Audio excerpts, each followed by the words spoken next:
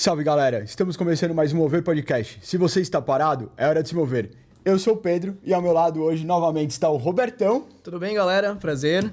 Bom, hoje nós temos uma presença ilustre aqui no nosso podcast. Extremamente especial. Muito especial, né? É um vereador de Santo André, bacharel em Direito, Márcio Colombo. Muito prazer ter você aqui com a gente, tudo bem? Legal, tudo bem. Prazer estar aqui no Mover, né? Que maravilha. Acompanho vários programas de vocês, gosto do jeito que vocês conduzem, né? Vamos conversar. Eu fiquei sabendo que o do Adler você assistiu, eu não sei os outros. Não, o do Adler eu assisti aqui, a gravação. Tem um motivo, né? Eu assisti a gravação aqui ao vivo, né? E depois vi também os cortes. É sempre bom, né? A gente tem que dar uma acompanhada, né, no que tá saindo na internet, né? Não, é fundamental. Né? A gente tem que, eu vivo de acompanhar vídeos na internet, ler jornal, acompanhar Brasília, acompanhar a Lesp, acompanhar as câmaras municipais, principalmente a de Santo André. Principalmente por causa do trabalho, né? Necessário. E as redes sociais, o YouTube ajuda muito a buscar informação. Você tem canal no YouTube também, né? Tenho um canal. Aliás, me sigam lá, Márcio Colombo. Eu já acompanho você, você faz muito tempo, cara. Eu gosto do seu trabalho. Eu gosto do seu trabalho. A gente se identifica bastante com o tipo de trabalho. Legal. Conta um pouco pra gente aí sobre sua trajetória na política, porque, pô, eu vejo todo mundo gosta de você, pelo menos a maioria em Santo André gosta de você, né? E eu queria saber como foi a sua trajetória pra chegar na política, porque, cara, vamos ser sinceros, política não é uma coisa fácil e as pessoas têm esse medo, nossa, como que eu faço pra virar um político, né? Como que eu faço pra me candidatar? Como que funciona? Você já foi coordenador de campanha também. Já. Então, conta um pouco pra gente sobre isso. Primeiro que todo mundo gosta já é um baita de um exagero. Assim, por isso que eu falei, Tem os especialistas aí se remexendo lá no turma. Então, eu vou comentar um negócio que eu tinha visto no passado sobre ele.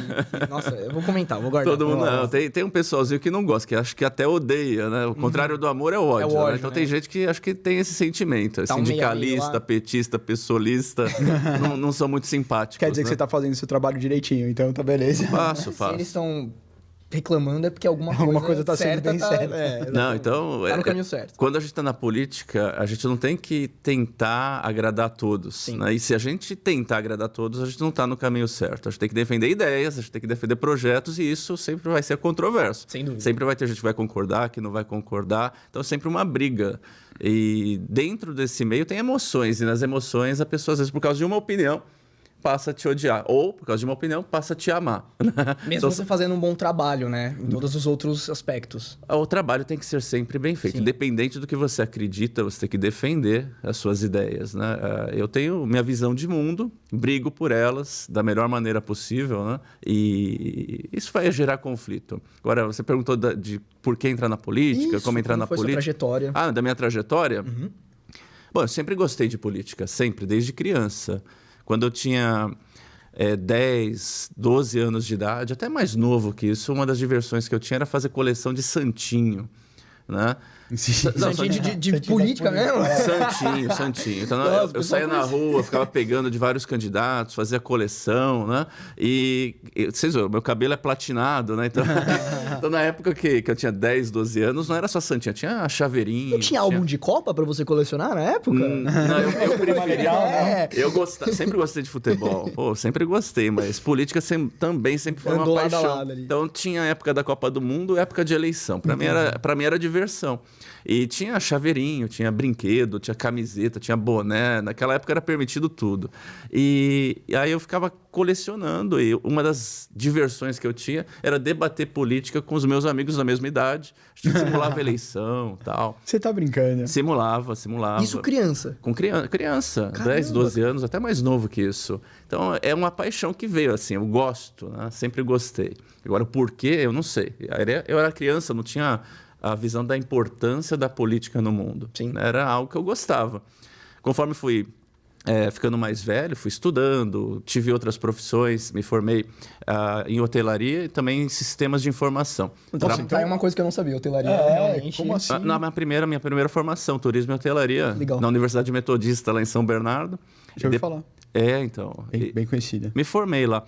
Mas eu nunca trabalhei na área, eu trabalhei sempre na área de sistemas de informação. Aí foi minha segunda faculdade e a terceira foi Direito.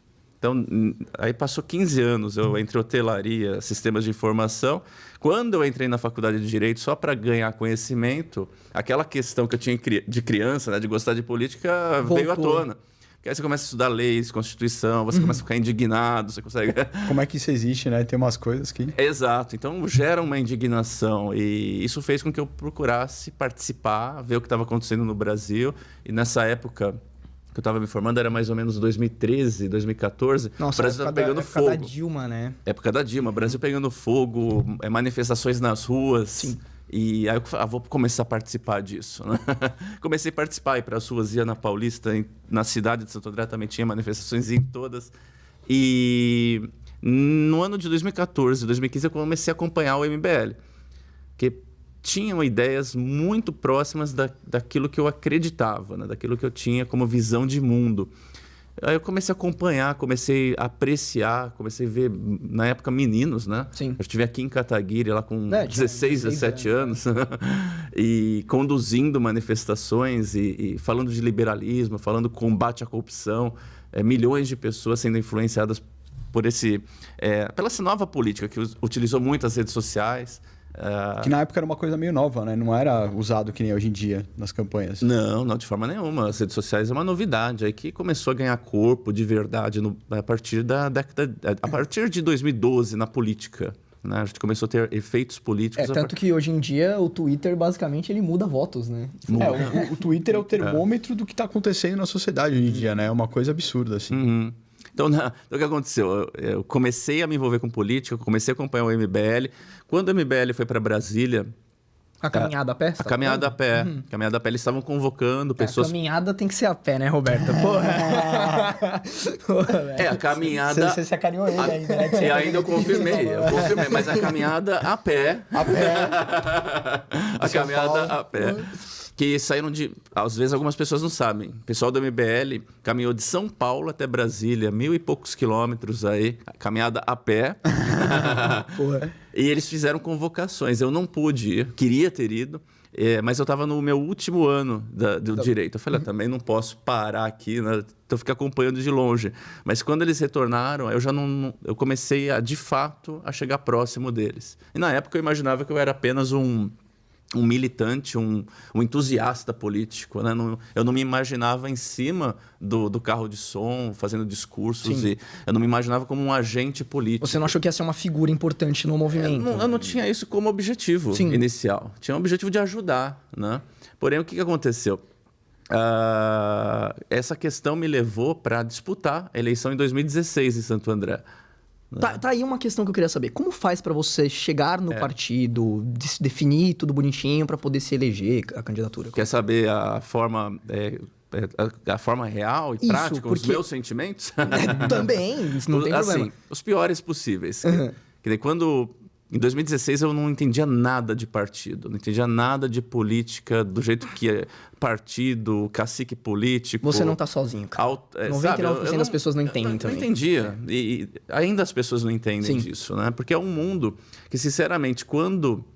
Na minha faculdade, ainda no último ano, o grupo que estava lá comigo falou, não, Márcio, você tem que ser candidato. Eu falei, tá bom, eu vou ser candidato, mas tem que ter um partido. Então, a gente tem que ir atrás de um partido. Aí veio, putz, eu vou ter que entrar num partido político, só tem pilantra em partido político, eu vou ter que conversar com um mafioso.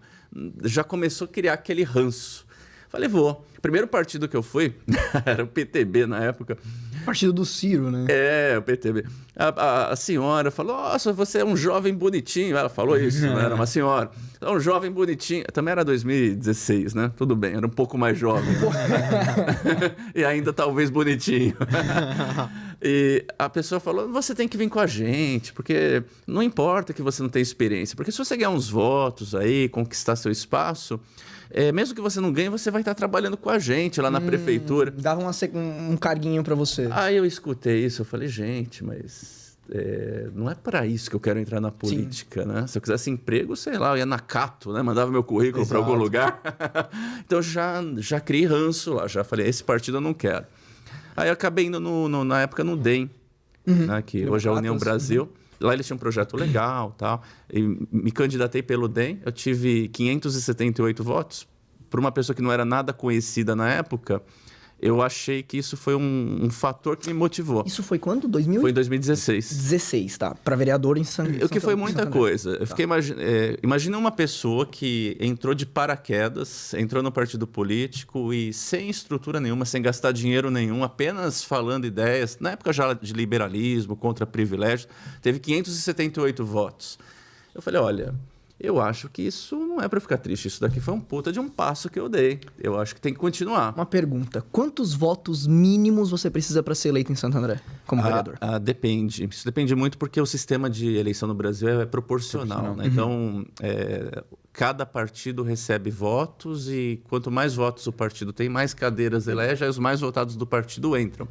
E, às vezes, você tem partidos que elegem vereadores com 1.000 votos em Santo André e tem partidos que não elegem vereadores com 4.000 votos. Cara. Então, isso depende muito pelo nosso sistema. O sistema no Brasil não é o mais votado entra. Então, o melhor seria sempre partidos grandes. Partidos grandes, partidos que têm grandes puxadores, que aí com poucos votos talvez você seja puxado. O sistema proporcional é isso. Né? Mas há uma média aí. Uma média de 2.500 a 3.500 votos para ter chance. Acima de 4.000 votos, dificilmente fica de fora. Entendi. Só se não fizer cadeira, né? Só se o partido não fizer cadeira. Só se não fizer cadeira. Mas para você receber um voto é muito difícil. Você precisa que alguma pessoa confie no que você está falando. Então, quando eu recebi 578 votos, eu estava no Democratas, acabou a eleição, eu falei, quer saber? Agora que eu vou me aproximar dessa galera do MBL, porque eu percebi que o que eu fiz, o pouco que eu fiz aqui foi ouvido, teve gente que acreditou. Então, se acreditaram, tem que continuar. Aí, na ocasião, fui no gabinete do Fernando Holliday, que ele era do DEM, era vereador em São Paulo, e era membro do MBL na época, né? Tristeza que não seja mais, viu? Mas tudo bem. Mas com essa loucura que é meu amigo, hein? Mas que doido que ele ficou. Assim, eu não vou falar mal dele aqui. Eu gosto do Holiday, até hoje eu acompanho ele, mas tem umas coisas que é difícil de concordar. Desculpa, mas ficou bizarro. Não, tudo bem. Vamos convidar ele um dia pra vir aqui, a gente pergunta pra ele. Gostaria. Né? Porque é difícil. Porque eu não consigo entender assim. Sabe o que eu queria? A gente especular é complicado. Eu queria se fosse possível, assim, fazer o Holiday do passado confrontando o Holiday atual. Ia dar uma briga boa. Nossa, fazer uma edição. Não é uma briga boa. Alguém tem que fazer uma edição, pegar umas falas dele antigamente e juntar. Ia dar uma briga fantástica. O motivo da mudança? Do Holiday? É momento político, né? Momento político coeficiente eleitoral. Sabe? Desculpa comentar. A gente vai... Eu vou entrar... Depois eu volto no que eu tava falando. Sim. Só pra completar, ao meu ver, o Holiday ele foi pro lado bolsonarista porque eles lutaram muito pra tirar o PT. E ele viu que o PT tava voltando e o medo da censura e tudo mais foi mais alto do que os valores que ele tava pregando antes, ao meu ver. Entendeu? Então... Você é muito poético. Eu também acho. Eu acho que você é extremamente poético. Tô tentando. Ou gosta muito do Holiday. Tem que gostar pra caralho. Não, eu gosto dele, meu amigo. Já... Fazer a média. Eu, quando era coordenador nacional do MBL, eu viajei o Brasil inteiro com o Holiday do meu lado. Caramba. É uma pessoa muito querida, assim, em termos de amigo, né? Sim. Mas ele, politicamente, hoje, eu não concordo com basicamente nada, minimamente com ele. Ele toma uma linha muito radical, uma linha que não se preocupa muito com os fatos, e ele vai mais para uma narrativa de proteger a qualquer custo o grupo político que ele pertence, no caso hoje o bolsonarismo. Então, ele está cometendo, assim, ele está passando muito do ponto. Ele era moderado, ele era ponderado. Esse é o Holiday que a gente conhece. Ele era uma pessoa coerente. Sim. E hoje a gente vê... Por isso que eu fiz a brincadeira. Se a gente pegar o Holiday do passado com o Holiday do presente, que a gente tem um gap aqui de 2 anos de diferença... É pouca coisa, Você vai perceber que o discurso aqui é totalmente oposto do discurso aqui. Então, eu não acredito que isso seja natural. Eu acredito que foram as circunstâncias que levaram ele a tomar essa postura. E eu acredito que ele não acredita, não compra aquilo que ele vende. Agora, né? Se ele não acredita, ele tá dando algemas pra prenderem ele. Porque não tem como... Não tem como voltar disso. Não tem como voltar. As razões, cada um tem as suas, né? Ele fez as suas escolhas e a gente não sabe o futuro, a gente não consegue prever o futuro, mas eu não sei, a partir do momento que você muda muito o seu discurso, você perde a sua base tradicional, aqueles que te admiravam, e você está sujeito a construir uma nova base, mas Quem pode provar se essa base realmente tem sustento? Então. Quem pode provar? Então ele tá apostando. E a confiança, Eu acho que pra mim ele deu um tiro no pé. E assim, pra mim ele colocar o Bolsonaro como a direita, eu acho muito mal, assim. O Bolsonaro não é de direita. Exato. Nas próprias palavras dele, né? Ele diversas vezes jogou o Bolsonaro contra a parede, né? Cobrando pelos mais diversos motivos e inclusive questionando se o Bolsonaro era de direita ou não. Que a gente percebe muitas das ações do Bolsonaro que foram assim primorosamente criticadas pelo antigo Fernando Holliday, que ele tinha razão. E hoje ele passa pano. É triste. Passar panismo tá fazendo escola aí, né? Nesse esquema. Mas escolhas. São escolhas, grupos políticos. De repente você está focado num projeto político, num projeto midiático. E se for esse o caminho que ele escolheu, ele está fazendo com sucesso. Sim, tá dando e certo. vamos combinar que nas últimas eleições, puxar saquismo valeu a pena, né? Infelizmente. Vídeo Ferreira, vídeo Zambelli. Infelizmente. Mostra que tem resultado. Tem resultado ruim. Tem resultado eleitoral, mas pelo menos eleitoral tem. Tem resultado nas urnas. Essas pessoas ganham. Porém, são pessoas, a grande maioria delas, que não tem a condição mental para tanto sucesso, acabam se perdendo no meio do caminho. E não suportam as agressões que vêm também. Você tem perseguição, você tem problemas que... O caso da Zambelli, por exemplo. O Ricardo Salles, por exemplo, que estoura só de pensar. Não é assim que funcionam as coisas. Com certeza. E é uma pressão muito difícil, porque imagina que você está numa situação em que você tem que ser um ferrenho defensor. Você passou por... Sabe quando você está numa guerra, aí tem aqueles soldados que são lançados para tomar os primeiros tiros? Esses deputados que foram eleitos no bolsonarismo são assim. Eles são lançados na guerra a todo momento. E eles têm que ficar fazendo discurso muitas vezes contraditórios aos seus próprios pensamentos. Isso, desgasta. Tanto que o discurso, desculpa cortar, o discurso não convém com o que vai na urna, né? Não. Exato. Quando eles vão votar as coisas. Deixa você vê os maluca. votos, tá? Aí você vê a Zambelli dando tiro aí pro alto, entendeu? Correndo atrás como se ela fosse... Nossa, é bizarro, cara, é bizarro. Essas pessoas acabam ficando loucas, entendeu? E ela não teve problema na justiça, né? Ela tem foro privilegiado, ela não foi... ela não vai ser presa. Não, tá tendo problema. Mas ela tá tendo problema. Já tiraram o porte de arma dela. Não, sim, mas tipo assim, eu tô falando assim, ela não vai ser presa pelo que ela fez. Ela tem o foro, pelo visto. Ela tem um foro privilegiado, mas... Vida boa, né? Posso dar tiro em quem eu quiser e não vou ser presa. Ela tem o foro, isso protege ela. Se ela, de repente, não tivesse o foro, já teria consequências mais rápidas. Mas ela já pediram a arma dela, teve que entregar, foram na casa dela, a Polícia Federal, e não encontraram só aquela arminha lá, encontraram um monte, até fuzil. Ainda bem que em escola americana até não tem fuzil? furo, né? Isso. Não tava sabendo dessa. Encontraram até fuzil. Ainda bem que em escola americana não tem furo, né? Como assim? Nossa, que doido.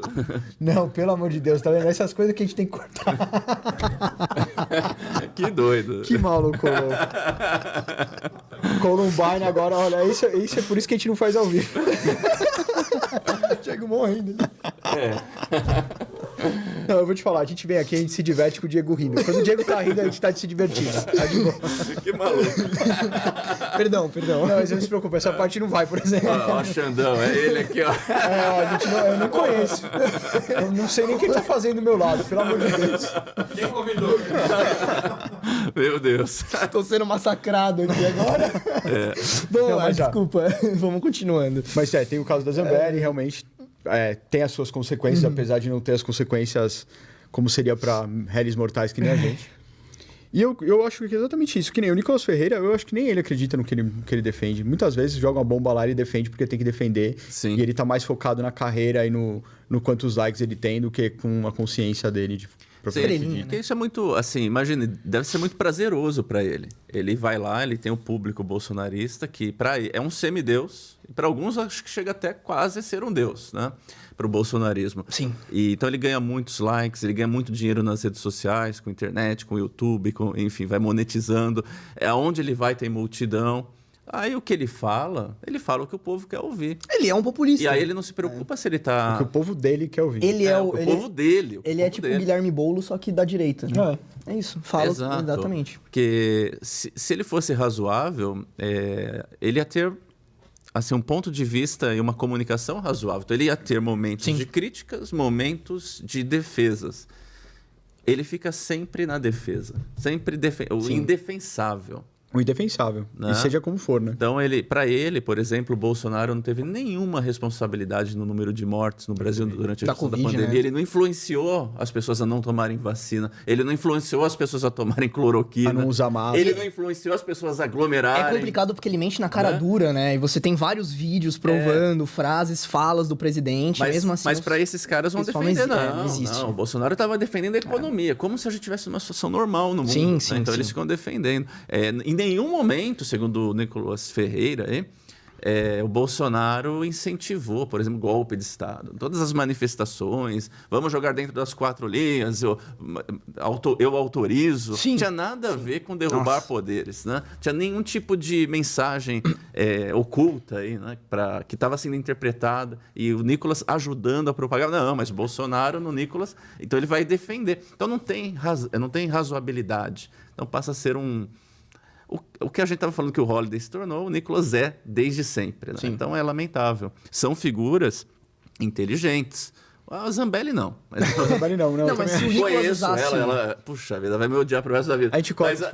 Não precisa cortar, não. Mas não é. Não dá para comparar. A Zambelli, gente, ela tem origem em movimentos feministas. Sim. De esquerda. Total. Né? Então ela já fez muitas mudanças radicais na vida dela. E quem faz esses movimentos nada prova... E é tudo bem radical mesmo, né? Bem muito. Radical. E nada prova que amanhã ela vire de novo. O talento dela é ser radical. Exato. Ou eu sou movimento feminista, vou mostrar os peitos nas manifestações. Os extremos. Ou vou atirar em gente que vai exatamente. Então ela se demonstrou desequilibrada, não coerente, né? Sem rumo. O Bolsonaro caindo, agora que ela vai continuar fazendo. Foi uma das deputadas mais votadas, né? Sim. Uma vergonha isso. Nicolas Ferreira foi assim desde sempre, né? Então ele não mudou, ele está nessa linha. Mas o Nicolas, ele tem uma certa inteligência, ele tem uma habilidade de comunicação. Fosse usado uma pro memória lado certo, gigantesca. Né? Então se uma figura dessa levasse a política a sério e não como meio de ganhar fama, né? Talvez ia entregar algo próximo. Eu imaginaria a inteligência do Nicolas ao lado do Kim no Congresso ajudando, sabe? Seria genial, cara. Genial. Porque o Kim, vamos pegar o Kim. O Kim, se ele fosse uma espécie de vassalo do Bolsonaro, ele seria muito maior que o Nicolas Ferreira. Com certeza. O Kim é mais inteligente, tem mais credibilidade. Trabalha mais. Ia ter argumentos muito mais inteligentes. Não ia ficar fazendo as brincadeirinhas. Mas também é fácil falar, né? Porque o Kim o Kim mostra trabalho. As convicções. Então é lógico que ele vai ter argumentos mais inteligentes, né? Então, o Nicolas Ferreira, eu acho que é muito inteligente porque às vezes ele tem que argumentar com o impossível, né? De se debater. Sim, mas é uma opção dele, né? É uma opção dele. Eu digo, se a gente tivesse o Kim com essa mesma opção, eu creio que o Kim ia ser muito maior que ele. Também acho. Né? Agora, se o Nicolas estivesse seguindo a mesma linha do Kim, eu acho que ele seria um pouco mais que talvez a metade que o Kim é hoje. Ele não tem tanta inteligência em articulação. Eu não sei se ele conseguiria conduzir com a maestria que o Kim conduz. Mas já seria um reforço fantástico. Nossa, faz falta. Isso faz falta. Uma pena. É uma pena. Perder um cara desse calibre, tipo, com essa inteligência, é muito triste. E é pior que eles influenciam a formação de pessoas idiotas, pessoas intolerantes, pessoas ignorantes, pessoas que realmente acreditam que a gente tem que ir na frente do quartel, que a gente vai derrubar. Só mais 72 horas. Então ele é isso, ele forma pessoas, ele ajuda a colaborar para o brasileiro. Eu não falei que ele é igual o Guilherme Boulos? Um incentiva invasão de propriedade privada, o outro propriedade pública. Quase lá. É justo. Exato. Tinha pensado por essa forma. Então. Você tem um pouco de razão. Tem ali o seu nível. Conta pra gente do Holiday. Você foi no gabinete do Holiday? Sim, vamos voltar para a história lá. Fui no gabinete do Holiday e falei, Holiday, eu tive esse projeto, fui candidato, tive tantos votos, eu queria conversar com você porque eu quero continuar fazendo esse trabalho em Santo André, gosto muito do seu trabalho, na época eu gostava, isso era 2016, hoje, coitado. Mas, para minha surpresa, que era para ser 15 minutos de conversa, ficou 2 horas. Ficou 2 horas de conversa. E no final da conversa ele falou, olha, gostei de você. Faz o seguinte, por que você não se transforma num coordenador do MBL lá em Santo André? Eu falei, mas como assim? Eu não tenho ideia, não vim aqui para isso, não quero coordenar o MBL. Foi assim que roubaram a sua alma. Assina aqui, põe o dedão aqui. Eu falei, já deve ter um coordenador do MBL em Santo André. Ele falou, não tem, te garanto que não tem. Eu falei, se não tiver, o que eu faço? Tá aqui o telefone de não sei quem, vai lá. Liguei para a pessoa, no dia seguinte Aí sim, papo de 15 minutos, saí de lá com uma listinha. Eu fiquei de pensar, a pessoa falou, você não vai pensar. Você é. Então tá aqui, faz isso, isso, isso. Começa hoje. Falei, caramba. Falei, tá bom, daqui, missão dada, missão cumprida. Fui lá, abri a página do Facebook do MBL Santo André, criei a conta do Instagram, comecei a fazer grupos no WhatsApp e daí a gente começou a ter ativismo político. E foi muito rápido. Logo que eu fiz isso, já juntou uma galera. E em questão de 2 meses, a gente já estava fazendo manifestações que se transformaram nas maiores manifestações da cidade contra o PT, contra Dilma na época. Que era? Desculpa. 2016, né? Isso era 2017. 2017. E contra Dilma, contra o Lula, sei lá, estava em umas manifestações antipetistas. Na época o Temer já era presidente, né? Era o Temer? Era o Temer 2017. Isso. Então tá bom. Essas manifestações antipetistas foram durante a minha campanha. Depois de 2017 para frente, quando eu conheci o Holliday, eu acredito que a gente estava tendo manifestações a favor da condenação após segunda instância, Lula na cadeia, esse tipo de manifestação. E também manifestações municipais, que a gente conseguiu derrubar no primeiro ano do novo prefeito de Santo André, que continua sendo, foi reeleito, continua sendo até hoje, do Paulo Serra, o super aumento do IPTU da cidade. E aí eu acabei ganhando bastante notoriedade, né, que foi algo forte. Como que foi esse super aumento do IPTU, assim, que... Então, eu fiquei sabendo, assim, mas... Isso, foi grande, foi bem legal. Foi acho que foi em 2018 que os prefeitos assumiram, né? 2018, é isso. Então, em 2018 já tinha passado. Foi. Em 2018 eles foram eleitos e assumiram. Em 2022 eles foram reeleitos, correto? Não, prefeito? Prefeitos, não? Não, prefeito Eles começaram... 16 a 20. São 4 anos. 20 foi pandemia, prefeito e os prefeitos, vereadores. 16 a 20. O Paulo Serra, ele foi eleito em 2016 e assumiu em 2017, então? Isso. Então foi exatamente em 2017, né, para não confundir. 18 foi governador, presidente, deputado. Não, se você aqui na mesa é o que lidar melhor com data, a gente tá ferrado, porque a gente não vai lembrar de nada. Vamos chegar no lugar algum aqui, né? Vamos chegar no lugar algum. Então foi em 2017, para ser exato, tá? Então teve logo que acabou as eleições, fui falar com o Holliday, entrei pro MBL, aí foi mais rápido do que eu imaginava, né? Então, questão de meses, o prefeito ele assumiu e ele fez uma correção na planta genérica de valores da cidade, que já fazia mais ou menos uns 12 anos que não era corrigida. E o IPTU ele é calculado através do valor venal. Né? O valor venal é o valor que a prefeitura considera do imóvel. Aí o imóvel que valia, sei lá, pela prefeitura, um número qualquer aqui, 100 mil reais, ele passou a ser corrigido para 500 mil reais, 700 mil reais. Então o IPTU proporcionalmente foi lá para cima. Qual foi a base da cabeça, do cálculo deles para triplicar? Eu acredito que ele teve uma estratégia maquiavélica. Eu vou fazer o mal de uma vez e logo no início, porque aí eu vou ter mais dinheiro e vou fazendo o bem aos poucos e a galera vai me amar. Só que não, a gente estava num período de crise. Uma coisa é você subir 20%, que já é muito, né? Outra coisa é você subir 30%, Isso, 50%, 300%. 500%. Então, a gente estava num período de crise. A gente tinha acabado de sair do governo petista corrupto, né? A gente tinha acabado o Brasil, a economia do Brasil estava... Ainda estava, Estava muito ruim, muito desemprego, muitas indústrias fechadas, Sim. comércio sem condição de abrir as portas, um monte de galpão vazio, de lojas fechadas. Né? Era a situação do Brasil. Então, era uma insanidade você aumentar o IPTU nessa proporção. Chegaram até 1000% de aumento. Nossa, que absurdo, cara. Foi. E na época eu trabalhava com bastante pessoas, e algumas pessoas sabiam que eu já tinha envolvimento político, ficaram me mandando... Questionando, né? Logo em janeiro, que eu estava em férias, me questionando, pô, Márcio, o que está acontecendo com o IPTU? Esse ano veio 3 vezes mais, veio 5 vezes mais. Aí várias pessoas, eu falei, gente, tem alguma coisa errada aqui. Aí eu peguei os meus próprios, vi que tinha coisa errada. Tu não tinha reparado nos seus? Era em janeiro, né? Os carnês começam a chegar em janeiro. Então, logo no início, quando começou a chegar, a galera já começou a se mobilizar. Né? Me chamou a atenção. Para eu ter ideia, no dia 8 de janeiro, eu gravei um vídeo de uma viagem que eu estava fazendo, um fundo de parede branco, um vídeo mal gravado, assim, alertando as pessoas que se tivessem recebido carnês com um aumento muito alto, para procurar a prefeitura e pedir para que fosse revisto, porque não era aceitável sentido, né? Que a gente pagasse um aumento tão grande de uma gestão para outra, quase 1000% em algum dos casos. Só que esse vídeo viralizou. Era exclusivamente assunto municipal. Ele foi compartilhado mais de 800 vezes. Assim, questão de 2, 3 dias na cidade. Pá, pá, pá. Aí eu falei, isso não é um problema de meia dúzia de pessoas, é um problema da cidade inteira. Todo mundo se sensibilizou. Eu já estava no MBL, reuni o pessoal e falei, olha, vamos chamar uma manifestação para o dia 18 de janeiro, 10 dias depois, um sábado. Pois bem, chamou, divulgou. Aí eu esperava que nesse dia 18 de janeiro eu ia chegar no Paço Municipal e ia encontrar com 10, 15 pessoas que iam estar lá me ajudando a cobrar o prefeito. Só os caras que mandam mensagem. Né? Eu pensei que ia ter 10, 15 pessoas lá. Quando eu cheguei, cara, eu cheguei 1 hora antes do evento, já tinha meia dúzia. Eu falei, que bom, não vou estar sozinho, né? Comecei a bater papo.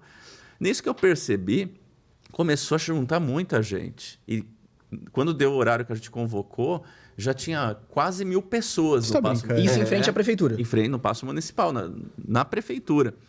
Que no Paço Municipal é uma praça, ela tem todos os poderes reunidos, né? Mais de 500, quase 1.000 pessoas.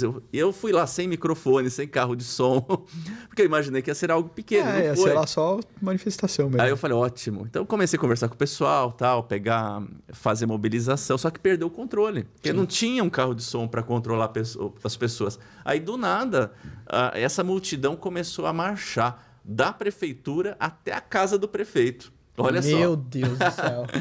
A gente chegou lá por volta de umas 10 horas da manhã na frente da... o prefeito acordando pra Ia ser lindo, já pensou a cara dele, coisa mais... Aí chegou no Paço Municipal às 10 da manhã, juntou a aglomeração, meio-dia, a casa do prefeito tinha 1.000 pessoas na porta da casa dele. Aí às 2 da tarde o prefeito mandou um recado, né, pra mim, falou, olha, dispersa, os caras que moram no meu prédio já estão puto, assim, não aguentam mais, eles querem sair, não conseguem sair da garagem. Eu vou receber vocês, os organizadores da manifestação, amanhã, meio-dia no meu gabinete. Beleza. Dispersei, falei para o pessoal que a gente ia continuar a luta, que no dia seguinte tinha. Fui lá na prefeitura, quem disse que ele recebeu? Recebeu nada. Falei, tá bom, chama outra manifestação. Chamei outra para uma semana depois.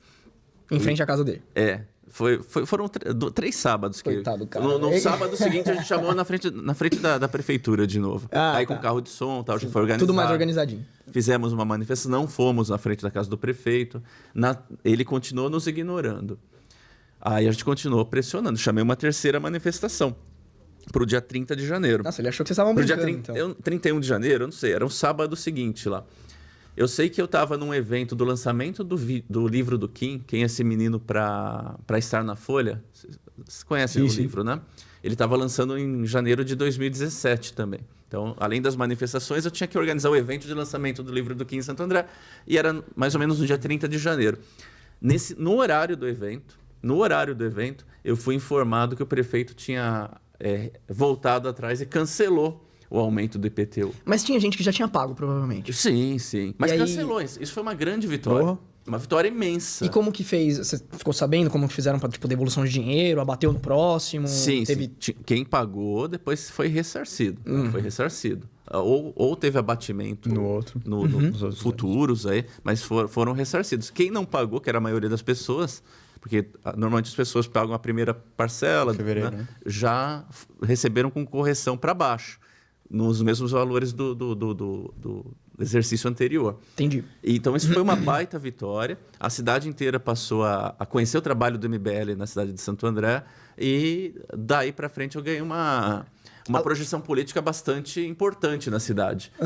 Né? Comecei a frequentar a mídia, jornal, podcast, rádio, e não parou mais. E nessa época as pessoas já te reconheciam na rua? Muito. Eu era um desconhecido em 2016, quando eu disputei a eleição. Depois em 2017, já quando teve essa questão, a partir daí já comecei a ficar mais conhecido, né? Eu era famoso. Sim. As pessoas da política já me conheciam, e algumas pessoas fora da política já me conheciam. E aí facilitou. Aí cada vez mais a gente foi intensificando nas ações do MBL na cidade. Todo tipo de manifestação que teve nacionalmente a gente fez na cidade, e sempre com sucesso. E aí a gente teve, no meio do caminho, em 2018, eu coordenei a campanha do Kim e do Arthur para deputado estadual e federal. Eles foram eleitos os mais votados? Sim, na região do Grande ABC, eles tiveram 10% de toda a votação deles. Nossa, que bacana. São 7 cidades. Muito grande. Para 645 cidades. Então, 10% dos votos foram lá. Eu fiz a coordenação, a campanha. O Arthur teve 500 mil de votos, né? Foi, 500 mil cada um. O cada um também, né? O Kim? Mais ou menos igual. Eles tiveram uma diferença de 10 mil votos um para o outro. E depois já comecei a fazer... Acabou a eleição, comecei a atuação dentro do MBL. Né? Fui convidado pelo Renan Santos para fazer a coordenação nacional de núcleos do MBL. Foi um outro trabalho intenso, bastante importante. É uma responsabilidade alta para você, né? Alta. Puxado. E a gente organizou... E era um período meio difícil, sabe? A gente já estava num período que a gente já estava se desligando. A gente pegou um pouco do governo Temer, depois entrou o Bolsonaro, mas a gente rompeu com o Bolsonaro logo no início. Sim. Foi no início, acho que em julho de 2019, o MBL começou já a sair fora. Então, quando eu tenho essa divisão bem na coordenação do MBL. Quando a gente entrou em 2000 e... Quando que o Bolsonaro assumiu? 19. Janeiro 19, isso. Tá. Então, em 19, logo no início do ano, a gente organizou alguns congressos pelo Brasil. Acho que teve um, deve ter sido em fevereiro, mais ou menos, ou março, no máximo, no Rio de Janeiro. Antes de abril de 2019, ou março de 2019, teve um fato histórico aí. Para 500, 600 pessoas. Todo o congresso do MBL, logo depois da derrubada do PT, lotava. 500, 600 pessoas cada local. Aí quando o MBL rompeu com o Bolsonaro, que logo no início de 2019, no início do governo Bolsonaro, a gente já tinha indícios de manifestações golpistas.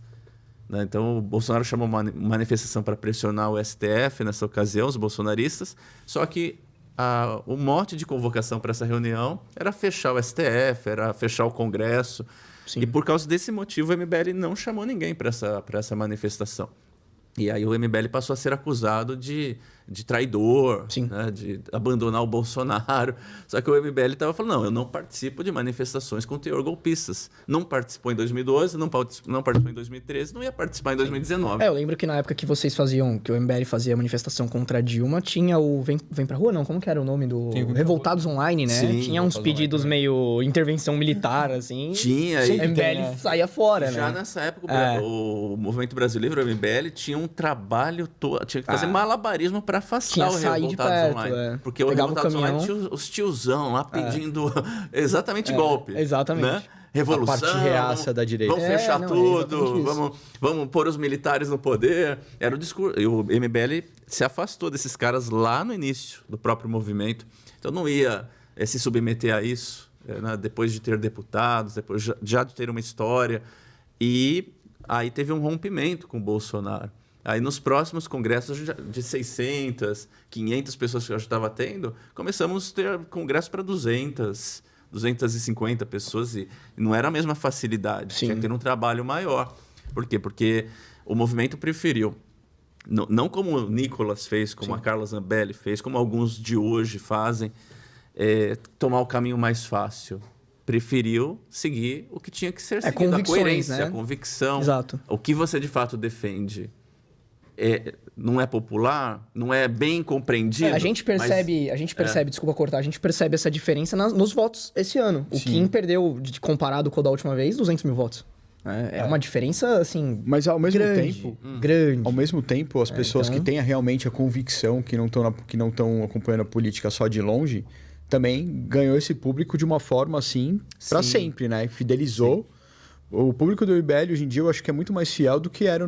tenho certeza que é muito mais fiel do que era antes do Bolsonaro, com o Bolsonaro na jogada. Sim, porque o movimento passou por provas. Né? Quando você está fazendo manifestações antipetistas, lá em 2012, 2014 para frente, né, o MBL, era muito fácil, era um discurso único. Todo mundo que não era petista era antipetista. Então, era fácil. A partir daí que você teve deputados eleitos, que você teve o Bolsonaro sendo eleito, é muito convidativo você adotar o... a partir do momento que o poder está próximo de ti, você adota o discurso do rei. Não, exato. Agora o rei está lá, vamos adotar, puxar saco dele para pegar vantagens para a gente. Isso não é atitude de um movimento que de fato quer mudar o Brasil. O MBL provou que, diante do poder que eles poderiam ter na mão, eles preferiram tomar tiro. Sim, e tiro... literalmente. Tiro, encolher, porque teve uma pressão popular e até uma incompreensão, né?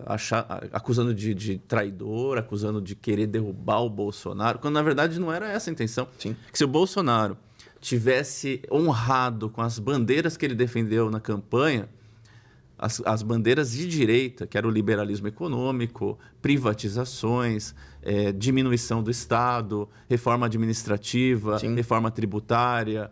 Se ele tivesse mantido que ele não ia aceitar acordos imorais com o Centrão, que ele fez. Né? Sim. Ele já era questionado na época. Falando, não, é impossível você não ter algum tipo de política dentro de um sistema que é feito para ter acordos políticos. Ele negava até isso. Sim. Mas ele negava conversar com partidos do Centrão. Então, ele não aceitava nenhum tipo de ilicitude na campanha. Depois, não. A gente percebeu que ele fez os piores acordos. Né? Dividiu... Gastou o dobro que a Dilma e o Temer juntos. Sim, dividiu os cargos que ele tinha com o Centrão. Ah. Justamente deu nas mãos dos bandidos do Centrão. Orçamento secreto. Orçamento secreto, emendas né? parlamentares batendo recorde. E a troca do quê? A troca de nada, porque a gente não viu o Brasil avançando em reformas estruturais. Não, foi a troca de uma coisa, a troca de proteger a família. Não, a troca... Fala isso pro Flávio para ver A o que troca ele de acha.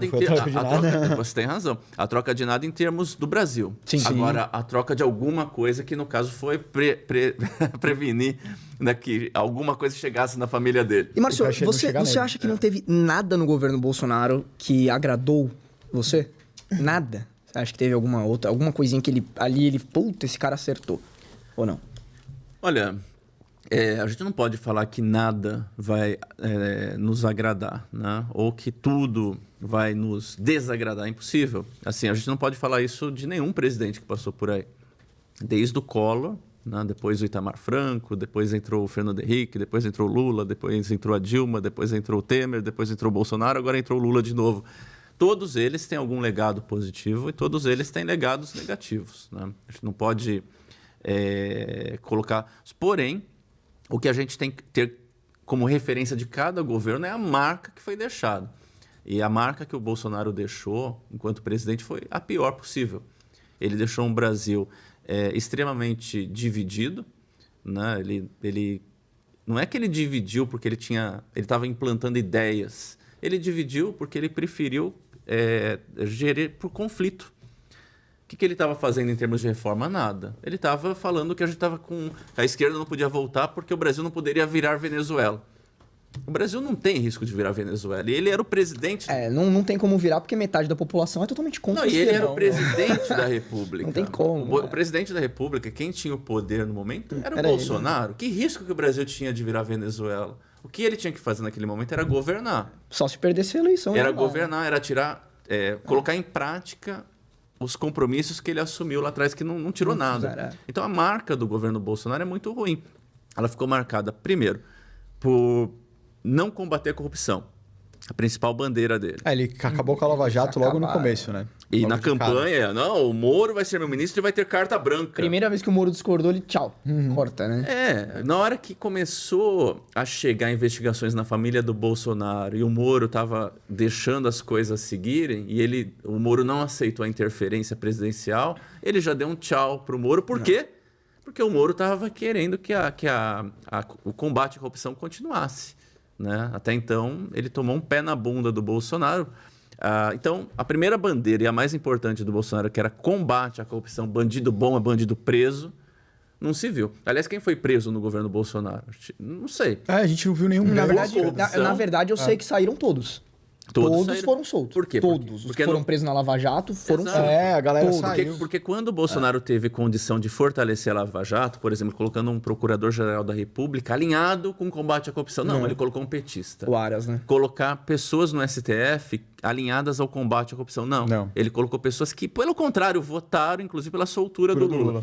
Então, ele também era a favor. Então, esse combate à corrupção, que era a principal bandeira dele, já foi para o vinagre. As reformas, o que ele fez de reforma? Ele não fez basicamente nada de reforma. Ele não avançou. Ele ficou 4 anos lá e, basicamente, a gente ficou, refém do que o Temer construiu em termos de reforma. O Temer, em pouco tempo de mandato, 1 ano, basicamente... Fez a trabalhista. Ele avançou muito com reformas.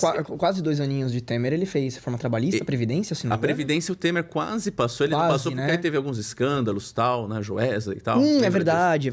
Porém, já deixou totalmente endereçada, encaminhada lá. E foi por causa do Temer que a Petrobras começou a ganhar dinheiro, né? Sim, azeitada para o Bolsonaro. Então, o Bolsonaro... Agora, quais outras reformas passaram, além da previdenciária, que já estava encaminhada pelo próprio Temer? Nenhuma. Né? Nenhuma. Que tipo de gestão técnica que ele fez com a divisão de cargos que ele fez com o Centrão, com pilantras, né? Que estavam lá para quê? Para fazer contas honestas, economias e bem para a população? Não, estava lá dividindo cargos mesmo, se beneficiando de dinheiro público.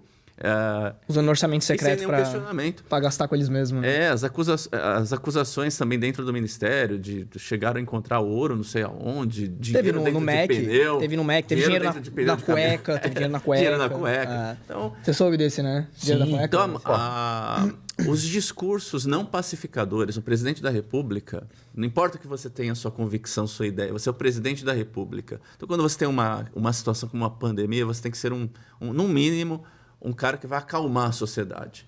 O Brasil está tomando medidas sérias, nós estamos seguros. Enfim, ele deixou todo mundo confuso e inseguro.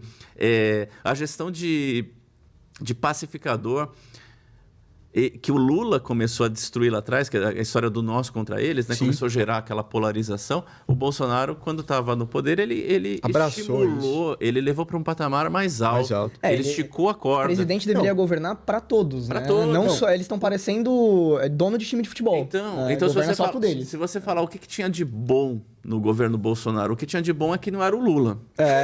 Mas o que tinha de ruim, que era o Bolsonaro. É que o pessoal bate muito naquela pauta de economia, que eu também acho que foi uma porcaria, né? Mas o pessoal fala, não, mas ele abaixou o imposto. Porra, tá. E mudou muita coisa na nossa vida, baixar imposto, porque ajudou na gasolina, básico ali. Mas... Deu um subsídio aqui, um subsídio ali. Mas é um subsídio mal feito, né? Mas aí também, quando foi passar... Por causa que tirou o ICMS e ferrou os estados também, né? Que nem o que acontece? Pra gente de verdade baixar imposto no Brasil, a gente precisa de uma reforma séria, administrativa, até antes da tributária. Cortar custos, né? Exato, porque a gente tem que cortar o custo do Brasil. Hoje o Estado do Brasil consome mais de 50% do nosso PIB. Absurdo, Os Estados Unidos, cara. como comparação, consome 27%. Que máquina inchada, cara. Então é muita coisa, é muito dinheiro. É muito dinheiro que se gasta com a estrutura do próprio país. Isso tem que... privilégios, né? Pessoas que se aposentam cedo e vivem... Como tiveram vida boa, vivem 200 anos recebendo altos salários, aí depois morre, passa para a filha. Isso acontece em cargos como, por exemplo, do Exército, né? Morre o pai, a menina não precisa trabalhar nunca mais. Né? A viúva também. A viúva virgem, né? Os caras nunca mais... Então, enquanto a gente não acertar as contas, ou seja, aonde eu não preciso gastar, eu não vou mais gastar. Agora, quem tem coragem para isso? Na própria reforma previdenciária que ele passou, ele tirou boa parte dos servidores públicos, da polícia. Do Exército. Deixou muita gente de fora, né? E privilegiados. Para avançar com uma reforma tributária para desburocratizar. Hoje a gente tem 94 tributos no Brasil. 92, acho que são 94 no total. 94 tributos no Brasil. E como que a gente vai ter uma gestão de 94 tributos? Tendo uma equipe de contadores para trabalhar para você, senão você não vai conseguir dar conta. Então isso gera mais custo, mais burocracia. A chance de você perder o prazo de fica grande, então você vai pagar multa, né? Então você tem que reduzir o número de impostos, você tem que cobrar menos dos que ganham menos, né? Então hoje todo mundo, nesse vinho aqui, você não precisa ser milionário para comprar. Todo mundo tem acesso a um vinho. Sim. Né? Independente, pode ser um vinho mais caro, mas todo mundo tem acesso a um vinho. Mas o valor que a gente paga de imposto num vinho, numa bala, numa água, é altíssimo. Né? Quer dar um exemplo? Carro. Um carro. Pra gente aqui no Brasil é um sonho de consumo, porque é tão caro que a pessoa fica a vida inteira pagando. Então a gente tributa demais o consumo. E quando a gente tributa demais o consumo, a gente está tirando daquele que menos tem recursos, que são os mais pobres. E trava a economia. Ninguém consome. Então o mais pobre hoje, que é assalariado, ele ganha, depois eu entro nessa pauta, mas hoje o cara vai ganhar R$2.000, por exemplo, R$3.000, ele já vai ter descontado direto na folha 30%. Um salário mínimo e meio. Já vai perder quase R$1.000 ali, né? Pois é. E além desses R$1.000 que já pagou na fonte lá, vai comprar o seu vinhozinho, já vai pagar 50% de imposto. Então, baixar imposto não é você dar subsídio não é uma canetada, né? de 3 meses, de 2 meses. Baixar imposto é você fazer uma reforma estruturante, diminuir o gasto, né, do Estado. Para que isso se perpetue. Ter uma reforma tributária que desburocratize e simplifique. Aí sim você vai poder falar que o presidente tomou alguma medida nesse sentido. No resto, é só fantasioso. E é interessante dizer que aqui no Brasil, os empregos públicos pagam 15 vezes mais do que a iniciativa privada, enquanto nos Estados Unidos é 2 vezes mais. Sim. Então, tipo assim, a disparidade que a gente tem aqui, no país de terceiro mundo, é gigantesca. Galera, a gente tá gastando muita grana num lugar que a gente não precisava gastar. Se você fosse ver só salário, tava tudo bem, né? Não é nem salário. Não, só salário ainda é muito absurdo, alto, mas você tem os benefícios, tem todos os benefícios, cara. Então é muita coisa. Não que não tenha pessoas que não mereçam ganhar o que estão ganhando, tá? Tem gente que é super... culta, super fazem um trabalho absurdo e deveriam ganhar até esse salário mesmo. Sim. Mas é uma minoria gritante, assim, pouquíssimas pessoas que merecem ganhar o que estão ganhando. Tem vários tiriricas da vida. Essa questão de servidores públicos é uma discussão mais intensa, né? A gente leva bastante tempo para debater, mas é assim, dentro da questão de servidor público, a gente tem uma lei arcaica que dá uma estabilidade assim, monstra dentro Então você fica engessado. Então, primeiro o cara presta concurso há 30 anos atrás. Aí ele presta por uma função que não existe mais hoje. Não existe mais há 15 anos. Ele não pode exercer outra função. Mas ele ganha. Ele ganha, ele tem que ganhar, ele é concursado. Ele não é realocado. Né? Então, a gente tem, por exemplo, se você vai numa repartição pública, o cara passou no concurso público para atender o público. Só que a gente está precisando de alguém lá para carimbar um papel. É um exemplo. Ele não pode carimbar papel. É desvio de função. Ele vai ter que ficar... Mesmo que não tenha mais público, é tudo online, ele tem que ficar lá no balcão. Ele não pode carimbar papel. Ele não pode desviar da função. Então, a gente tem uma lei... E não são todos os servidores públicos. A grande maioria dos servidores públicos do Brasil ganham mal. Ganham mal, é verdade. Sim. Que estão nas prefeituras. Tem cargos de R$1.500, de R$2.000. Paga os principais, né? Professor, policial, enfermeiro. A base. A maior os parte... que se fodem, desculpa o palavrão. Quem se né? dá bem e quem consome todo o recursos é a elite que está no judiciário. Esses daí sim. Judiciário é complicado. Com salários acima do teto presidencial, salários de 200 mil. Tem juiz aí que ganha 1 milhão, já chegou a ganhar 2 contra-cheque, né? Por mês. Por questões de benefícios. Teve uma lei que foi retroativa, né? O cara ficou 20 anos sem receber aquela lei que ele mesmo falou, não, peraí, isso aqui é inconstitucional. Aí agora ele começou a receber, tá ligado? Tudo que ficou 20 anos sem receber, cara. Então, a gente tem os intocáveis. Por exemplo, um juiz, se ele cometeu um crime ou um erro muito grave... Sabe qual que é a punição do juiz? Ser aposentado. Pagando. Você recebendo a aposentadoria, né? Como se estivesse na integral, até ele morrer. Até ele morrer. Então, tem uma lei muito arcaica. Quem que mexe com isso? Ninguém. A gente pensava que o Bolsonaro ia ser esse cara, né? Vou acabar com as mamatas. Acabar com a mamata de quem? Ele que deu a teta. Ele que deu a teta no final. Exatamente. Então, é frustrante. A única coisa que é positiva, aquilo que eu falei, o Lula não estava lá. Mas para fazer... Você colocou um ponto, né, provocativo, mas ele reduziu nada. O que ele fez nesse sentido que eu estou falando? A gente tem que ter base sólida, mudanças reais. E ele não foi um populismo. Né? Mas deixa eu, movendo um pouquinho de assunto, assim, a gente tem o consenso que o Bolsonaro foi um político muito ruim. E por que, às vezes, nesse começo de ano com todas as medidas do Lula, dá um pouco de saudade do cara? Porque você fala, eu não tenho saudades do Bolsonaro. Não, eu também não. Pedro... Mas sabe, o que eu tô querendo dizer é o seguinte. Tá acontecendo tanta coisa horrível, como os ministérios novos. Então, é que assim, a gente comentou do Bolsonaro. O Bolsonaro, ele é corrupto, né? Ele acabou com coisas que aparentemente eram boas pro Brasil, como a Lava Jato. Aparentemente não eram boas pro Brasil, né? O Lula é o contrário. Ele é corrupto, só que ele não tá acabando com coisas pro Brasil, ele tá criando problemas. É diferente. A gente já tinha os problemas de antes. O Bolsonaro só ficou escancarado o que tava fazendo. Lula não, ele vai piorar a situação. Exatamente, por isso que eu... Então não é saudade, é só... Você tá com medo, né? Foi uma piada, é lógico que eu tenho saudade do cara que eu achava que ia dar um golpe, né? Mas... Você tinha um quadro dele na tua casa, o Bolsominion aqui. Ele não podia livre, meu. 72 horas. Ele deve ter uma tatuagem do Bolsonaro no braço. Pô, você fica me denunciando aí. Por isso que ele só usa essa manguinha. Descobriram, pô, foi mal, pessoal. Vocês nunca vão ver o Pedro de regata, galera. Não, eu tenho certeza que se o Bolsonaro tivesse ganho a eleição, se ele tivesse levado essa, a gente não estaria bem hoje também. Seria mal. Acho. Certeza. Seria mal, porque ele ia continuar com as loucuras dele, com a insanidade, ele ia querer continuar Acho que é o piorar. com essas ideias, talvez até mais... piorar. Essas ideias de golpe e tal, ia até ficar Eu também mais acho que ia crescer avançadas, entendeu? A gente já tá num caos também. O Brasil não estava bem.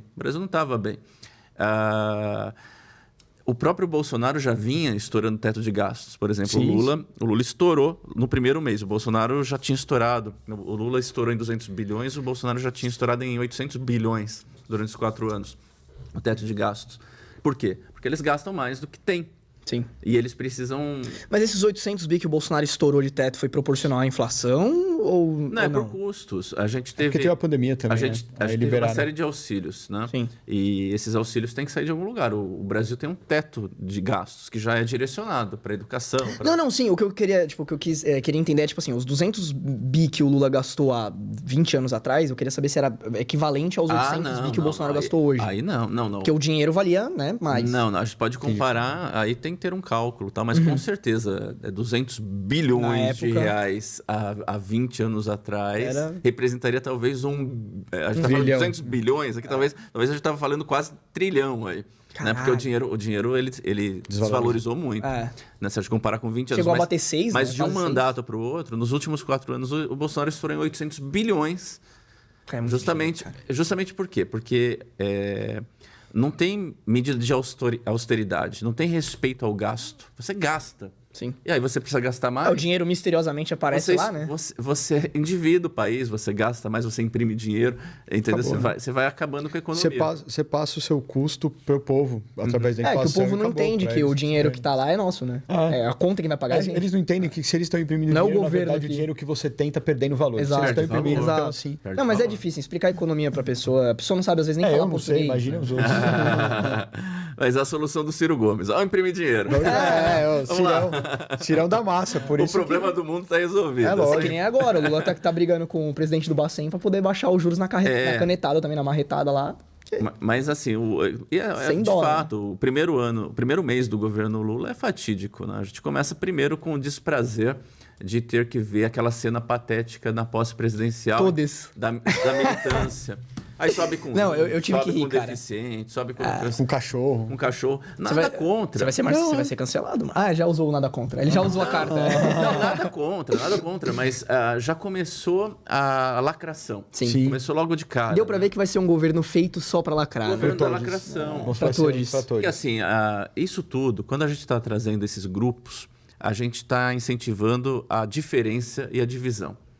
Nós temos que ser tratados todos como brasileiros. Não interessa se você é índio, se você é homossexual, se você é branco, se você é japonês, se você é deficiente, A gente tem que ser visto cada um, obviamente, com as suas condições, com a sua raça, com a sua cultura, porque a gente tem isso no Brasil, tudo misturado, mas respeitados todos como brasileiros. Não, a gente não tem que ter esse tipo de incentivo. Cada vez que eu coloco uma caixinha lá, eu estou criando... essa pessoa precisa de um cuidado especial. E não precisa. Ela precisa ser tratada como qualquer um outro. Porque assim a gente, de fato... Inclui a pessoa na sociedade. A partir do momento que a gente coloca... coloca essa pessoa dentro de uma característica, dentro de uma bolha, dentro de um grupo específico... a gente está segregando. Sim. Você só vai...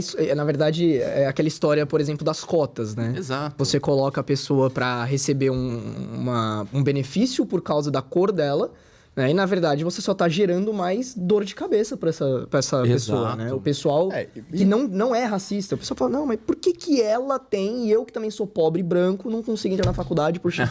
Você entendeu? Aí o governo Lula começou com a lacração da rampa, começou estourando o teto de gastos, começou subindo o número de ministérios de 22 para 37 ministérios. Começou a trazer questões que a gente já tinha esquecido no Brasil. por exemplo, a questão da militância no governo federal, começou a trazer pronome neutro para a posse dos ministérios. Está apresentando os ministérios, bom dia a todos, todas e todes. É uma vergonha. É uma vergonha. Aí, não, sabe o que é o mais engraçado? O Lula não gosta disso. Ele deve odiar esse claro todes, né? Ele deve odiar o todes, claro que cara. isso é coisa do PSOL, isso é coisa de miçangueiro. Mas como eles... porque ele sabe que o voto dele é isso agora. Levou pra EBC, pra TV Lula, que é um canal oficial do governo também. Como que é que eles colocaram lá? Eleites, deputados eleites. Eleites? Né? Ele meteu essa? Eu não vi. Meteu na mídia oficial. Deputados eleites tomarão posse. Colocou na EBC, numa mídia oficial. Então já começou a dar o cartão de visita da lacração. Né? E aí por aí vai. Nossa, eu tô perplexo agora, eu não tinha visto isso. Caraca, E aberração. Começou também derrubando decretos antiabortistas, né? Sim. Tirou Que ele também é contra, isso que é engraçado, né? Ele mesmo já falou que ele disse que mas a primeira coisa que ele fez foi tirar o Brasil de organizações mundiais pró-vida, contra o aborto. O Brasil já saiu, mas por quê? Já começou também a facilitar a fraude no aborto, porque o aborto, se ele é feito por causa de estupro, ele é permitido. Porém, tem que ser comunicado para a autoridade legal, no caso para a polícia, inclusive com evidências de que ocorreu um estupro. Né? Isso já não é mais necessário, porque essa portaria foi derrubada pelo Lula também. Né? Então, a gente vê essas questões do armamento. O cara não mudou a lei, mas agora fez o armamento eu fiquei muito bravo, cara. Eu não tenho arma, eu não tenho posse nem nada. Tudo bem, né? Você quer ter, tem, passa lá nos testes, tudo bem. Agora, ele além de tirar o armamento, a blindagem de carro também foi proibida. Ou seja, a blindagem de carro. Você não pode mais... Imagina o tanto de loja de carro blindado. Nossa, blindado foi foda. O blindado. Blindado que não pode mais transferir carro. Ou seja, a loja vai quebrar. Ela tem um monte de Mercedes, Range Rover, cara, e ela não pode vender. Esse negócio do blindado? Pode pesquisar. Eu já tava achando absurdo que o cara Transferência de carro blindado não vai ser mais permitida. E agora a compra de carro zero também não vai poder mais blindar.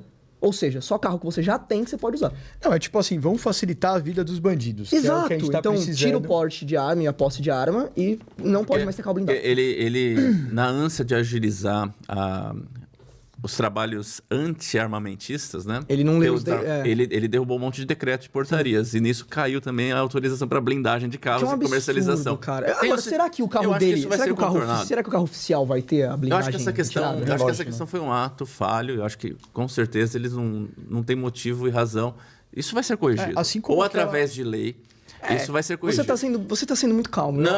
Isso vai ser corrigido. Agora, a questão do armamento, ele já derrubou. Hoje para você ser um CAC, tá mais difícil. Você não pode abrir novos centros, clubes de tiro. Clubes de tiro. Né? Para quem faz parte do clube de tiros, tem mais dificuldade para tá com armas, e você agora você não pode mais trazer uma arma carregada para se proteger. Agora você tem... Então por que você tem arma? Diminuiu o número de armas que você pode ter. Se você é um CAC que você vai lá e pratica tiro ao alvo, antes você podia carregar uma arma municiada no seu carro, enquanto você estiver com o transporte das suas armas, para caso alguém venha, não pegar todas as armas, você pudesse defender. Hoje em dia você não pode mais. Então você só pode carregar ela na maleta. Na maleta, se alguém chegar, olhar a arma, você não pode dar tiro. Você não tá com nada carregado. Você não pode estar com nada carregado. O ladrão vai lá e fala, muito obrigado pelas suas armas, agora a gente tem mais armas. Essa foi a melhor. Como a gente já teve. Entendeu? Então, mano... Políticas desarmamentistas, a gente também tem a questão agora que está repercutindo, dele se meter na taxa de juros do Banco Central. Então, isso que eu queria comentar com você, né? Porque, assim, a taxa de juros do Bacen, ela realmente, aparentemente, é a maior do mundo.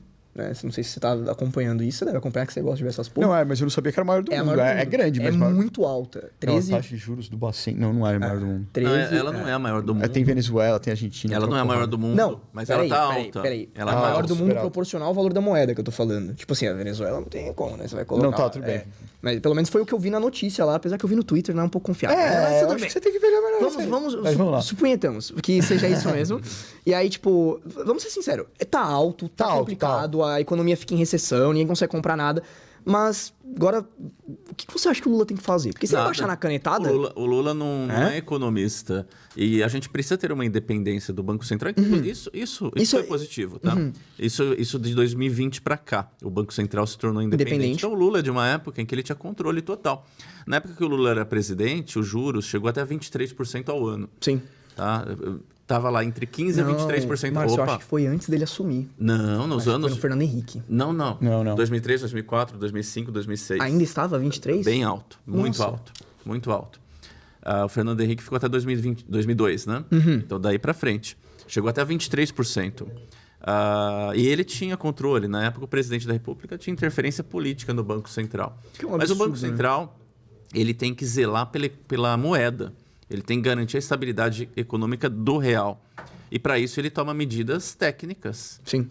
Né? Ele vai ter lá seus... Aí tem os melhores economistas possíveis lá trabalhando, estudando, vendo perspectivas futuras e tomando decisões para evitar que o real se desvalorize, enfim. Então, quando o juros está muito alto, é porque a nossa moeda está sem valor. Exatamente. Está com valor mais baixo. Então, você tem que atrair os como é que fala? Os investidores. Você tem que manter dinheiro no Brasil. Invista no Brasil que eu vou te pagar os juros mais altos. Porque a pessoa vai assumir um risco. Olha, Exato. o Brasil, a moeda está fraca, mas eles estão pagando bem. Mas aí que tá, mesmo pagando bem, acho que se o governo ficasse quieto, tava tudo bem. Sim. Mas, por exemplo, em segurança jurídica, que agora, eu não sei se vocês viram, que teve um processo do STF que passou agora, que eles, enfim, retroagiram, acho que é isso, né? Quando você volta uma lei antiga. Sim. Empresas que tiveram trânsito julgado a favor delas, que elas não tinham que pagar X imposto, depois de 20 anos, vão ter que pagar tudo. Sabe? Como é que você traz dinheiro pro Brasil? Não tem como. É instabilidade. Você chega no Brasil, vou investir lá. Peraí, aquelas empresas não pagavam aquele imposto durante 20 anos e agora vai ter que pagar todos os 20 anos atrasados. O que é um absurdo. Quebra. Ninguém consegue ficar de pé. Não tem como. Sabe? Aí você tem essa insegurança jurídica, você tem a briga do governo com a população, você tem essa palhaçada, né, de interferência que aconteceu no governo Bolsonaro. Então fica bem difícil, assim. Então, e também tem esse negócio da moeda única agora, né, que o Lula quer implantar, né, que vai piorar ainda mais a nossa situação. A moeda, na verdade, isso daí o que acontece? O Brasil, ele se tornou agora... o Brasil é o país mais forte da América Latina, com certeza. Sim, foi. E agora o Brasil tem um papel muito importante em manter o poder com a esquerda em todos os nossos vizinhos. Basicamente o Brasil manda, né? Então, essa história de moeda única é um artifício que o Lula está tentando criar para mandar dinheiro para a Argentina, depois para outros países que entrarem mas essa moeda única, ela não vai ser... ela não vai alterar o real. Não vai alterar o real, mas toda transação que você vai fazer com a Argentina vai ser nessa moeda. Sim. E com essa moeda, que outro país você vai conseguir comercializar? Você fica com seu dinheiro totalmente preso só para comércio com a Argentina. Não, mas, por exemplo, é que nem a moeda... Então, você entendeu o que eu falei? A moeda argentina, ela não vale nada, digamos assim. Sim. Certo? Então, eles não conseguem trocar em dólar. Nem o FMI. O FMI não consegue, não quer nem mais emprestar dinheiro pra eles. Eles têm dólar lá. Não, tô falando assim, eles não... O internacional da Argentina com o Brasil hoje é feito em dólar. Não, tô falando assim, eles não conseguem, pegar em quantidade. Investidores não querem mais fazer, empréstimos também, porque eles dão calote. Então, eles fariam o seguinte, eles pegariam o real latino aí, trocaria... o quê? O peso com a gente, o dólar com a gente, nesses reais? E esses reais eles trocariam em dólar com os Estados Unidos? Eles querem... a moeda única é para as transações entre os países. No caso, começaria com o Brasil e Argentina. Depois ia colocando Venezuela, mas é isso que eu queria entender. Eles têm uma moeda muito fraca. Então, eles usariam esse real latino, por exemplo, para usar com os Estados Unidos. É uma moeda, como se fosse um dólar. Só que vai ter, sei lá, eles tinham colocado um nome pra isso, né? Peso real. Sur. Nossa, que horrível. Só de ter o peso no nome já... Sur. É Sur. É do interior, então. É Sur. É Sur. Eles tinham colocado... Mas esse Sur, ele vai ser como um dólar. Então, ele vai ter o câmbio dele. Sim. Então, as transações vão ser feitas por esse câmbio. Que não faz muito sentido. Mano, seria muito engraçado se... Da mesma forma que o Lula, quando a gente tinha os Mais Médicos... Nossa. Ele utilizava o programa Mais Médicos para mandar recurso... Para Cuba, Para onde? Para Cuba. 80% do salário dos médicos ia para Cuba. Né? Essa moeda, o BNDES, né, que gerou bilhões de prejuízo para o Brasil, porque trilhões, a grande parte do dinheiro que o Lula mandou para esses países nunca não retornaram. Né? Então, ele usou o BNDES para quê? Para mandar dinheiro para esses países. Para quê? Para fortalecer e para que eles perpetuem no poder. E agora, essa moeda Sur é uma forma de tentar fazer transações com esses países. Mas quem é que tem dinheiro? O Brasil. Sim. De mandar dinheiro para essas republiquetas socialistas que eles querem que sejam socialistas. Eu queria entender se isso afetaria o real. Porque, porque a gente vai mandar dinheiro para a Argentina com esse real novo que tem X valor, né? Mas... se esse câmbio ficar inflacionado, o que eu não acho que vai demorar muito para acontecer. Essa moeda única é possível que ela perca o valor. Exato, por exemplo, ela vai ficar inflacionada. E aí, depois de fazer um bando de acordo com países desses, a gente vai ter que usar o real de qualquer jeito. Exato. Tanto que você vai pra Argentina hoje e consegue comprar coisas com reais. Mas esse é um ponto, né? Que tipo de garantia a Argentina vai ter para sustentar a moeda? Exato. O Brasil tem. Exato. A Argentina não tem. O Brasil vai sustentar pela Argentina. É isso que eu quero entender. Será que essa moeda nova vai ajudar a prejuízo para o dólares? Brasil, lucro para a Argentina. Na Nem certa. lucro, né? Nem lucro. Eles não conseguem ter lucro. Né? Não é nem lucro. Não, mas eles ganham um dinheirinho, né, velho? Em cima da gente. Eles conseguem Não, é lucro, se manter. porque como eles estão tão quebrados, isso seria uma boia um desafogo, que o Brasil né? vai dar. Mas a pena do quê? A pena de tirar dinheiro do Brasil e jogar para lá. Então não dá. Não dá para aceitar algo assim. Não dá. É um absurdo. Mais um absurdo, né? Mais um. E o que mais que o Lula fez, assim, logo de cara, que você falou, isso aqui é preocupante demais, isso aqui a gente tem que parar? Ah, cara, tem tantas coisas aí. A gente vê o que o Lula representa, né, dentro da nossa política aqui. Nenhuma novidade. O Lula, ele está vivendo como se ele estivesse em 2002. Ele está gerindo como se ele estivesse em 2002. A gente avançou. Acho que não, acho que ele está mais, ele tá mais parecido com a Dilma dessa vez. Não, ele não está que nem a Dilma. Ele era paz e amor 2002. Não, então. Ele não está que nem a Dilma. A Dilma é burra. Ele é inteligente, mas ele não está paz e amor. Eu vou te falar uma coisa. Exato. Eu jamais acreditaria se você falasse que o Lula ia estar com o poder que ele está, com o Pacheco, que é o líder do Senado, o presidente do Senado, com todos os caras na mão que nem ele está agora já em fevereiro. Sabe? Eu acho assim... Mas ele não tá com esse poder todo. Não tá. Nossa, mas parece, hein? Não, mas gente, a gente tem... Assim, todo governo que é eleito tem um período de calmaria. O cara acabou de assumir, no dia seguinte, a não ser que seja um doido querendo invadir o palácio, né? Mas nenhum político vai na cara dele pressionar com muita força. Deixa passar 5, 6 meses. Isso, início de mandato sempre é paz. Sempre tem aquela história, sempre tem aquela história, os 100 primeiros dias do governo. Ele está nesse momento ainda. Então por isso ele está aproveitando, né? É o momento que os políticos, as forças políticas, têm expectativas de pegar um quinhão. Estão negociando lá. Então tá todo mundo meio pacificado. Mas ele não vai ter toda essa força. Ele vai ter um congresso mais difícil. Um congresso que vai pegar mais pesado com ele. No próprio caso do Banco Central, o Lira já deu declaração que o Banco Central tem que ser independente. E o Congresso vai lutar para isso. Então, já contradizendo o PT, e o PT que ajudou a eleger o Lira. Então, já tem algumas pequenas faíscas aí saindo. O susto, ele não teve dificuldade, mas teve um susto também na eleição do Senado. Já demonstra que ele não tem todo aquele domínio que costumeiramente uma pessoa que acabou de... Foi uma eleição mais apertada, mas ele acabou de assumir. Mas é que a maioria dos senadores que se elegeram agora foram do Bolsonaro. Mas isso é por isso que eles colocaram voto secreto, né? Ah, sim, então. É isso que os caras têm. O Lula não ganhou, ganharam pra ele. Então o que mais assusta do Lula agora é que ele veio com o discurso do amor, mas na verdade ele tá assim com ódio. É o ódio do bem. Caindo pelos lábios, tá babando o ódio a todo momento. Ele quer foder todo mundo que foi atrás deles. Só que isso é ruim. Primeiro que tudo bem, eu entendo que ele quer ferrar com aqueles que prenderam eles, mas ele sabe que ele foi preso por uma justa situação. Ele sabe o que ele cometeu. E ele sabe que ele, embora acuse a Lava Jato de ter tomado uns atalhos, o que talvez seja verdade, mas ele sabe que o mérito da questão era real. Então ele não deveria ser tão vingativo. Afinal, ele foi solto. Né? Ele poderia estar preso. E deveria estar preso. Pelo maior inimigo dele. E deveria estar preso.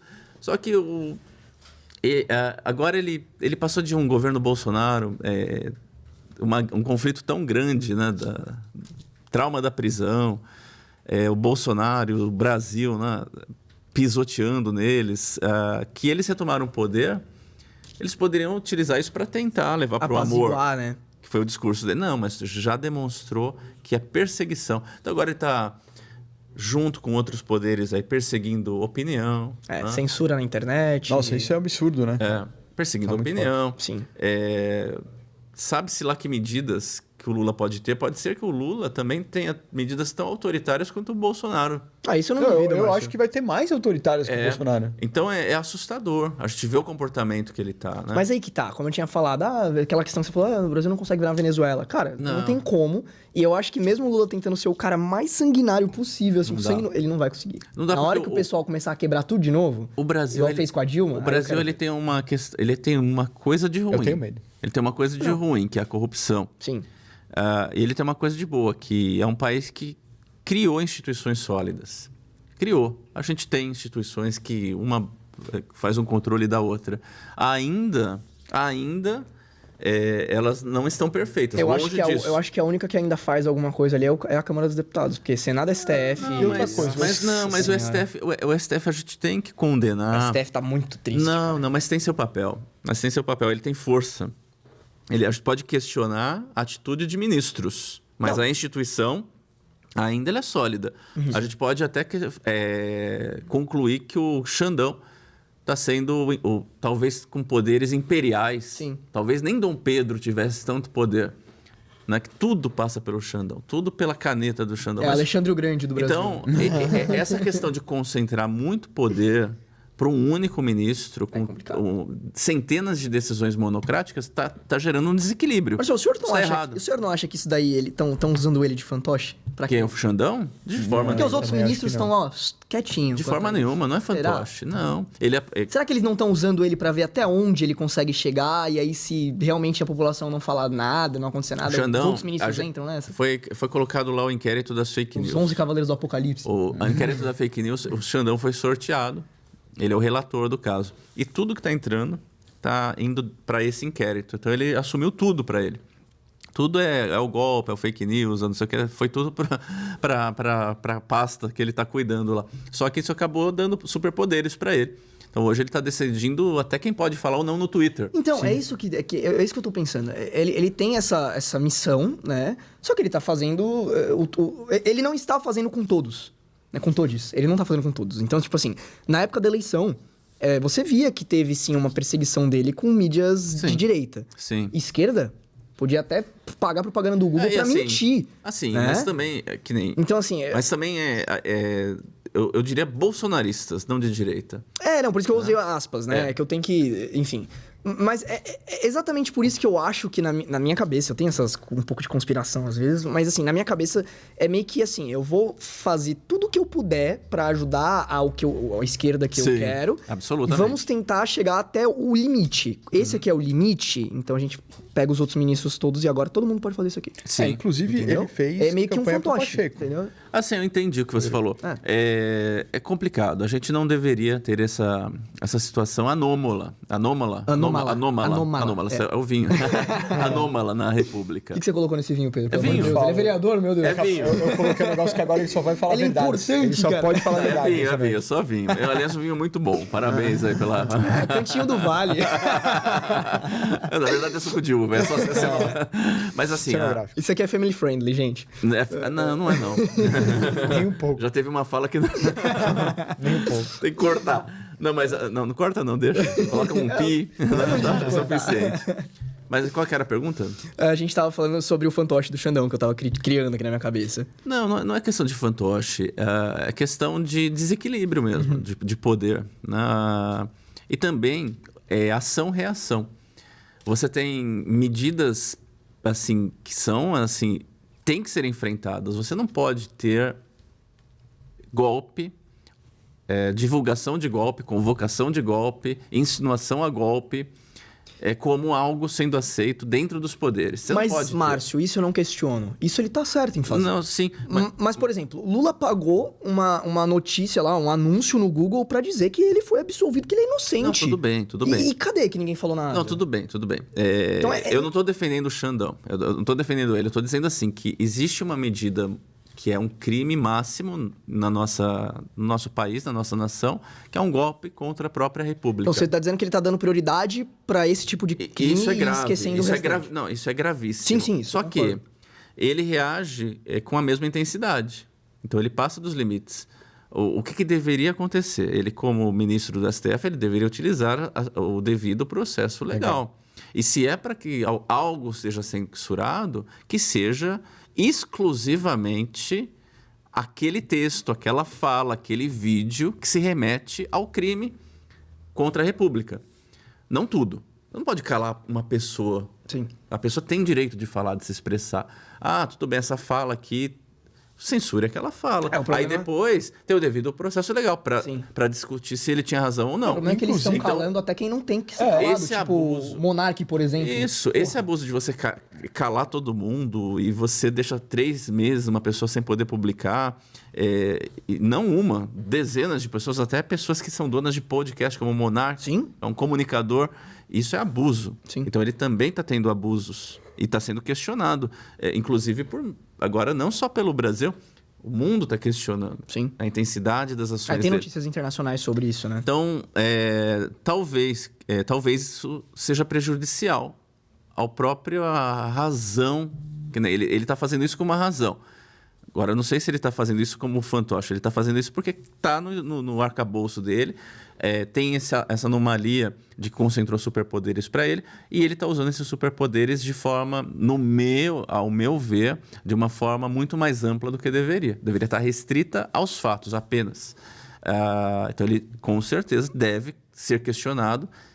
Quiçá o Senado o investigue. Essa é uma das funções do Senado. E só para lembrar que a gente poderia ter tido essas ações monocráticas, essas decisões monocráticas tiradas, mas o Bolsonaro vetou a lei que tirava.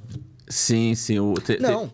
Melaram, não foi? Foi o Flávio que melou a lava-toga. Não, mas não foi a lava-toga. A lava-toga é uma coisa. É verdade. Eleição monocrática foi outra história. É verdade. Perdão. Já tinha passado, já tinha conseguido. Perdão, é verdade. Tem razão. E tiraram. Mito. Vai. Não, o Xandão, ele é um dos mais novos ministros no STF. Quem colocou ele foi o Temer. Então por isso que eu fico com essa coisa na minha cabeça. O Temer recentemente disse que se arrependeu.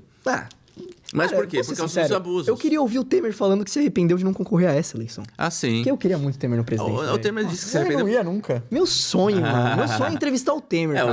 O Temer, acho que dentre... vamos pegar do Lula pra frente aí, né? 2002 pra cá. Acho que ele foi o mais equilibrado. Também, mas fica fácil, né? 2002 pra cá. Vamos questionar da Lula, época... Dilma, Temer, Bolsonaro.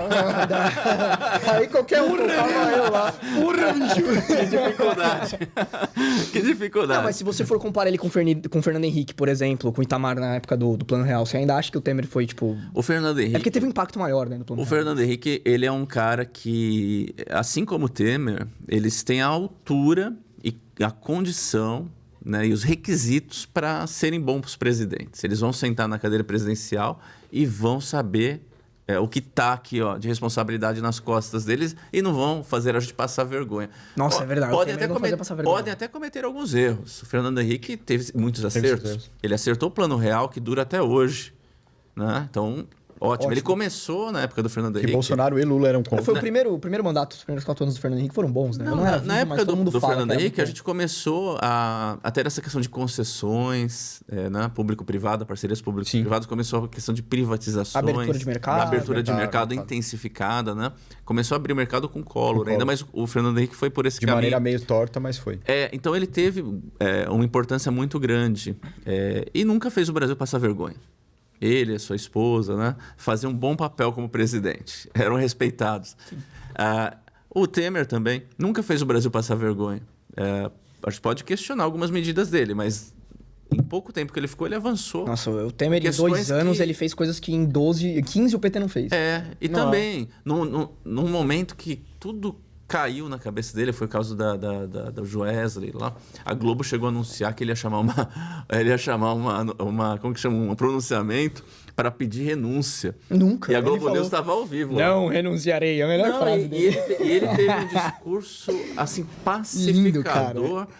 Magnífico, que os caras da Globo News não sabem nem o que falar. Esse é político. E o discurso de final do ano dele? Pacificador. Você viu o discurso de último dia de mandato dele? Não vi, não lembro. Nossa, eu não lembro. Eu chorei assistindo aquilo. Pelo amor de Deus, você é muito fãzoca dele, tá louco. Nossa, eu sou o Temer lover, O Temer, ele... Vai nas minhas redes sociais, vai ver vários... Ele é um jurista, né? E ele é considerado um dos melhores constitucionalistas do Brasil. O que eu amo no Temer é os pleonasmos que ele usa. Sim, né? O português, o vocabulário, dele com aquela coisa, aquele requinte é maravilhoso. Ele como político tem que ser admirado. Ele é de uma época em que a política era ainda mais agressiva como a de hoje, em termos de corrupção. Ele fazia parte desse... Ele é velho, né? Sim. Então, ele viveu um período que as coisas funcionavam de uma maneira muito mais torta. Temer ser velho, você tem que renovar... Muito menos controle do que ele hoje. Tinha 400 anos. Ele tem. A tem mais ou Elizabeth, menos, ele tava ali. Mas tinha muito menos controle, muito menos informação. Ninguém conseguia acompanhar. Então, ele é de uma época que a política era muito facilmente usada para... Era tudo manipulado, né? Então, a gente pode questionar ele pelo quem esteve ao lado dele, pelo histórico político, mas a gente tem que ver os méritos dele. Uma pessoa preparada, culta, estudada, pacificadora. Quando foi presidente, emplacou reformas importantes para o Brasil. Sem dúvida. Que eu tenho certeza que se não tivessem sido feitas, o Brasil ainda estaria numa pior situação hoje. Então, a gente tem que dar os méritos para ele. E hoje, ele é um cara que se atualizou também, né? Ele não é aquele cara que nasceu em 1830 e se manteve lá. Não, Pode ter nascido. Ele é um cara moderno. Ele é um cara moderno. Ele vai conversar, ele tá com a cabeça hoje. Você segue ele no Instagram? Eu sigo. Cara, ele é maravilhoso. Eu sigo. Ele é muito louco. Ele é fã, né? Ele gosta? Ele é fã. Não, mas eu vou te falar, isso é uma coisa que não é tão antiga assim, não. Fã desse nível aqui. Deixa eu te falar, agora que a gente comentou sobre os políticos do passado e presidentes, fala pra gente sobre a sua expectativa do Danilo Gentili no MBL. O que você tá achando sobre isso? Danilo Gentili é a esperança do Brasil. Você acha? Você sente mesmo que... Ué, a gente tem que fugir dessa polarização maluca. Ou é Bolsonaro doido, ou é Lula corrupto safado, doido também. Se a gente ficar nesse jogo de que não se discute projetos para o Brasil, né? A gente não se preocupa com o desenvolvimento do Brasil, a gente se preocupa em lacrar, a gente se preocupa em querer acabar com o adversário. A gente tem que sair desse mundo. O Danilo Gentili é conhecido no Brasil inteiro. Ele conduz o talk show mais famoso do Brasil, um dos mais... O quarto da média? Dos mais acessados no mundo, o canal dele. Em português. Sim. Em português, o canal em português, Sim. quarto maior do mundo. Então, talvez o maior do mundo. Gigante, se fosse inglês, né? Não, se fosse inglês, é outro nível. Então, ele é muito conhecido. Ele, com certeza, já está se estruturando, se aproximando de pessoas capacitadas que vai ajudá-lo a construir um plano de governo para desenvolvimento do Brasil.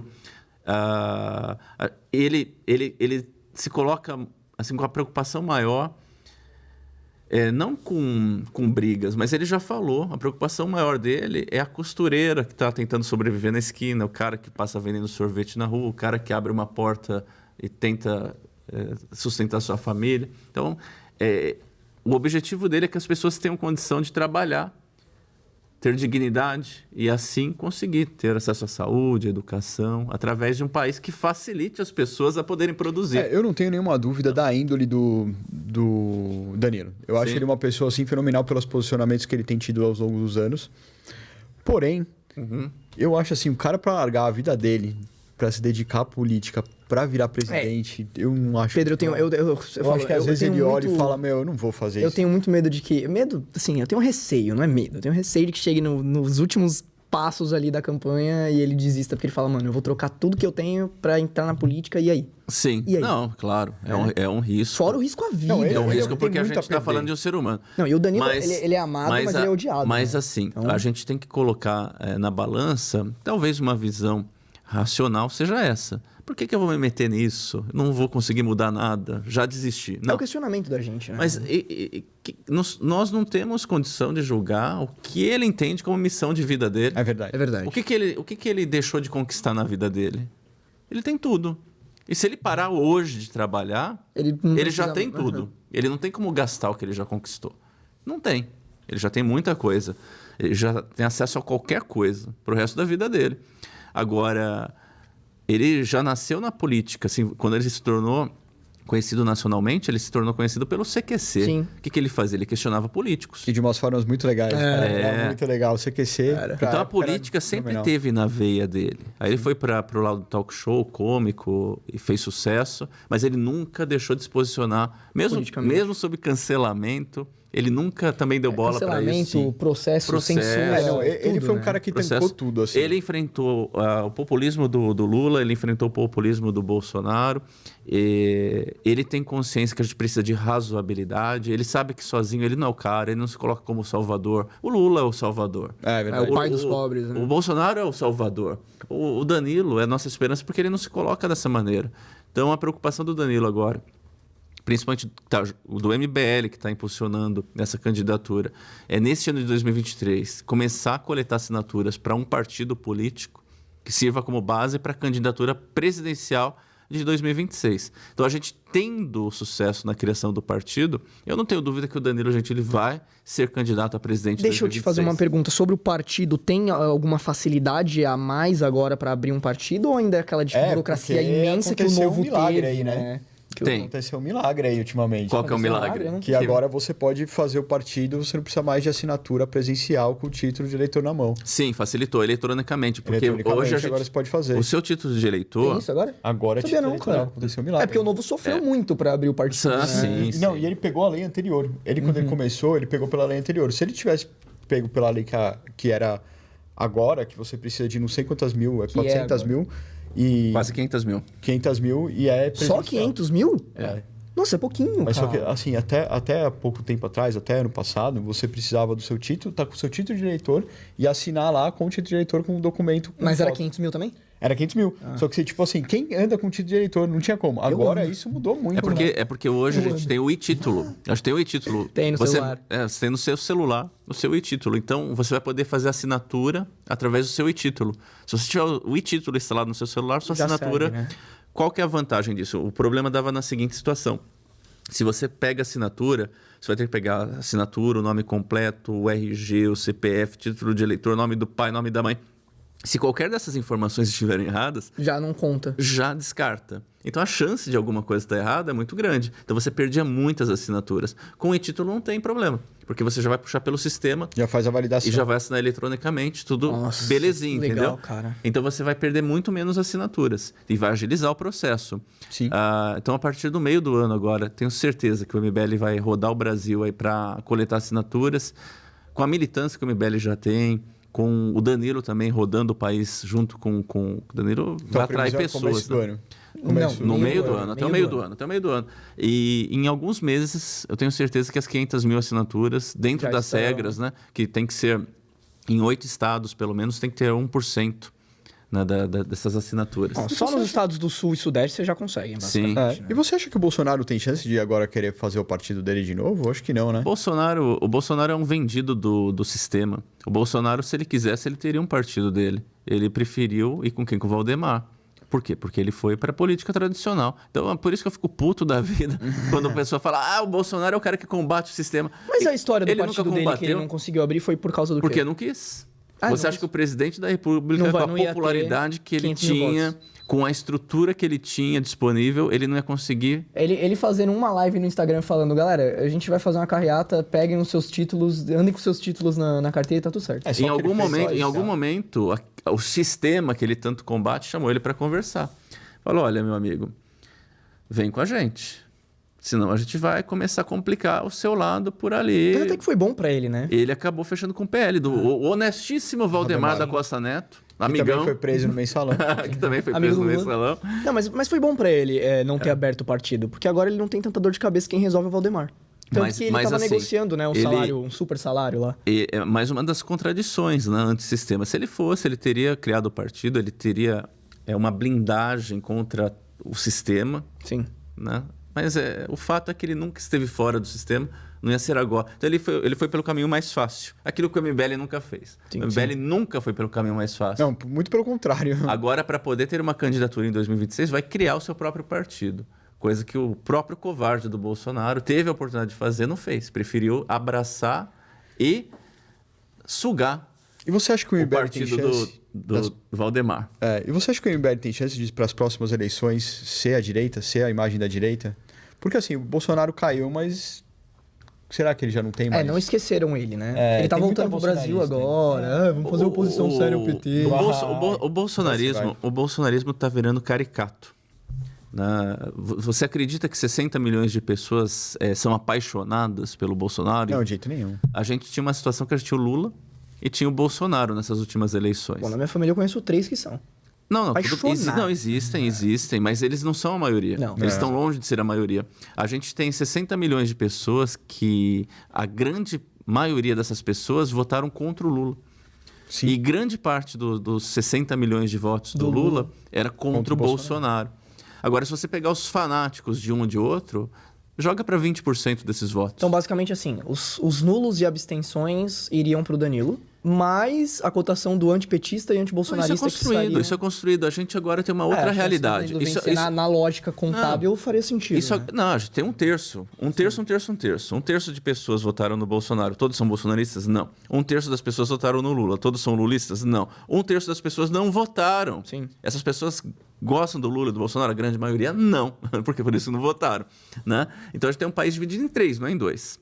Tá? A gente tem um espaço grande aqui para em 4 anos, construir algo diferente. Algo diferente que eu digo é um projeto real. Eu estava vendo o Renan Santos comentando sobre isso, acho que ontem, que o sonho dele, agora do livro amarelo do MBL, é criar um Nordeste que se desenvolva. Sim. Né? Um Nordeste que não precisa mais mandar pessoas para cá, porque a gente tem o desejo de ir para lá. E por que o Nordeste não se desenvolve? Porque a gente não tem política pública para isso. Ele estava colocando alguns pontos lá que eu falei, poxa vida, é verdade, né? Por que você não tem, por exemplo, lá do norte do Brasil, ou do próprio Nordeste, né? Por que você não tem canais de comunicação direto com Europa? Com a Europa, que está muito mais próximo que São Paulo, né? Ou com a própria região lá do Caribe, né? Que de lá você vai para os Estados Unidos. Né? Por que você não... Você tem que desenvolver aquela área, de alguma forma. Você tem que tem muito potencial. Transformar aquilo num grande potencial econômico, de energia limpa, solar, por exemplo. Você tem que gerar indústrias lá, desenvolver, né? Então, pegar uma pessoa que fala, olha, vamos continuar desenvolvendo os estados do Sul, Sudeste, mas vamos ter paciência que o foco agora é o Nordeste. Mas os estados do Sul e Sudeste já estão bem desenvolvidos, né? Sim. O Nordeste chegar perto da gente, 20, 30 anos direto. E você fazendo isso... Dificilmente o Danilo Gentili ganha a eleição com os votos do Nordeste. Mas se ele entrega isso para o Nordeste... Nossa, aí é... O Lula nunca mais ganha uma eleição. O PT verdade. nunca mais ganha uma eleição. Porque você vai transformar Dessa vez de mata fato o PT, uma realidade. né? E a gente precisa de política nesse sentido. Imagina que sonho o nordestino descobrindo que o liberalismo realmente faz mais sentido do que o PT. Faz. Então, brasileiro em geral. Então né? é um momento... outra questão que o Danilo representa. Não é continuar a briga com aquele que é diferente de você. Eu ganhei, agora os índios, os negros, as lésbicas, os gays... Não, tratar todo mundo como igual. Tratar todo mundo como brasileiro, dar as mesmas oportunidades para todos e governar para todos. Não fazer que nem o Lula, que governa para os vassalos da esquerda, ou que nem o Bolsonaro, para os vassalos da direita. Sim. Só que se comunicam com eles, e o resto ninguém presta. Então o MBL não presta para o Bolsonaro. Nossa, é verdade. O Bolsonaro fez algum pronunciamento para o Brasil? Do que? Não, sempre para militância. Sempre para militância. Sempre para militância. Então a gente precisa de alguém que governe. Aí a gente tem as saudades do Temer, né? Vamos governar para todos. O Fernando Henrique, vamos governar para todos, né? Temer era foda. Então a gente tem essa questão que às vezes, por que o Temer é tão diferente? Porque o discurso do Temer era para o brasileiro. A gente se sentia parte do governo dele, né? Pelo menos quem pode gostava, concordar, né? não concordar, mas ele está falando para todos. Para todos, exato. Né? O Fernando Henrique tinha essa mesma postura, falava para todos. A gente pega os governos que fala só para uma minoria, para a sua própria base, isso gera um desconforto. Sim. Então, eu tenho certeza que o Danilo teria essa questão de querer desenvolver o Brasil por um todo, de governar para todos, ser os melhores técnicos, os mais capacitados, com as medidas corretas. Então, é a salvação do Brasil. A gente tem que convencer o Brasil disso e, para quem já perdeu tudo, a gente tem que fazer uma grande aposta. E uma aposta que nunca foi tentada. Olha, eu aposto no Gentili. Um tio meu fez isso. Um tio meu perdeu tudo em Las Vegas, apostou mais ainda e se lascou. Cara. Não, mas aí é uma aposta de alto risco. Mas a gente já tá lascado já. Aí foi diferente. Aí é uma aposta de alto risco. Mas é o tudo ou nada. É verdade. É o tudo, não é o caso. É o nada ou nada. E assim, né? a gente tá numa maré tão ruim, uma merda tão grande, que qualquer coisa que sai... Então vamos apostar nisso que vale a pena, né, cara? É um sonho melhor, pra sonhar. Não, a gente tem que apostar. Isso de fato é uma mudança radical que pode surpreender. E com certeza vão gerar resultados muito diferentes do que a gente já teve. Nossa, com certeza. Eu acredito nisso. Só por isso já vale a pena. Sim. Márcio, deixa eu te perguntar. Vou falar sobre o seu trabalho em Santo André. Eu queria saber sobre os seus projetos, as realizações que você está fazendo lá. Sim. Você tinha comentado que, né, seu sonho de entrar na política para ajudar o povo, né, floresceu naquela época do direito. Conta pra gente sobre o seu trabalho, o que você fez de bom, as tretas que você arrumou lá com o pessoal. Que devem ter sido muitas. Devem ter sido muito boas também. Bastante. Teve até desculpa te cortar de novo, teve até uma vez que você foi, acho que você desceu, eu não lembro, na rodoviária, no aeroporto, não lembro se você foi na Câmara. Eu não lembro exatamente, mas eu sei que você foi vaiado na porta, um bando de gente com um monte de placa lá. Sim, o sindicalista. Foi ano passado, né? Isso, esse sindicato, né? Eles estavam pleiteando lá contra a reforma da Previdência dos servidores municipais. Foi vaiado. Mas assim... Obrigado. Não, valeu. Assim, dentro da Câmara Municipal de Santo André, eu tive uma surpresa positiva e negativa, né? A política é algo que não é simples da forma que a gente pensa que ela é. Você pode ter seus ideais, você pode ter suas ideias, mas, por exemplo, dentro de Santo André, eu sou 21 avos de uma unidade que é a Câmara Municipal. Então, eu sou uma voz dentro de 21 vozes, né? Então, eu tenho que fazer um exercício primeiro para os outros 20 vereadores, porque vereador não é igual a um deputado.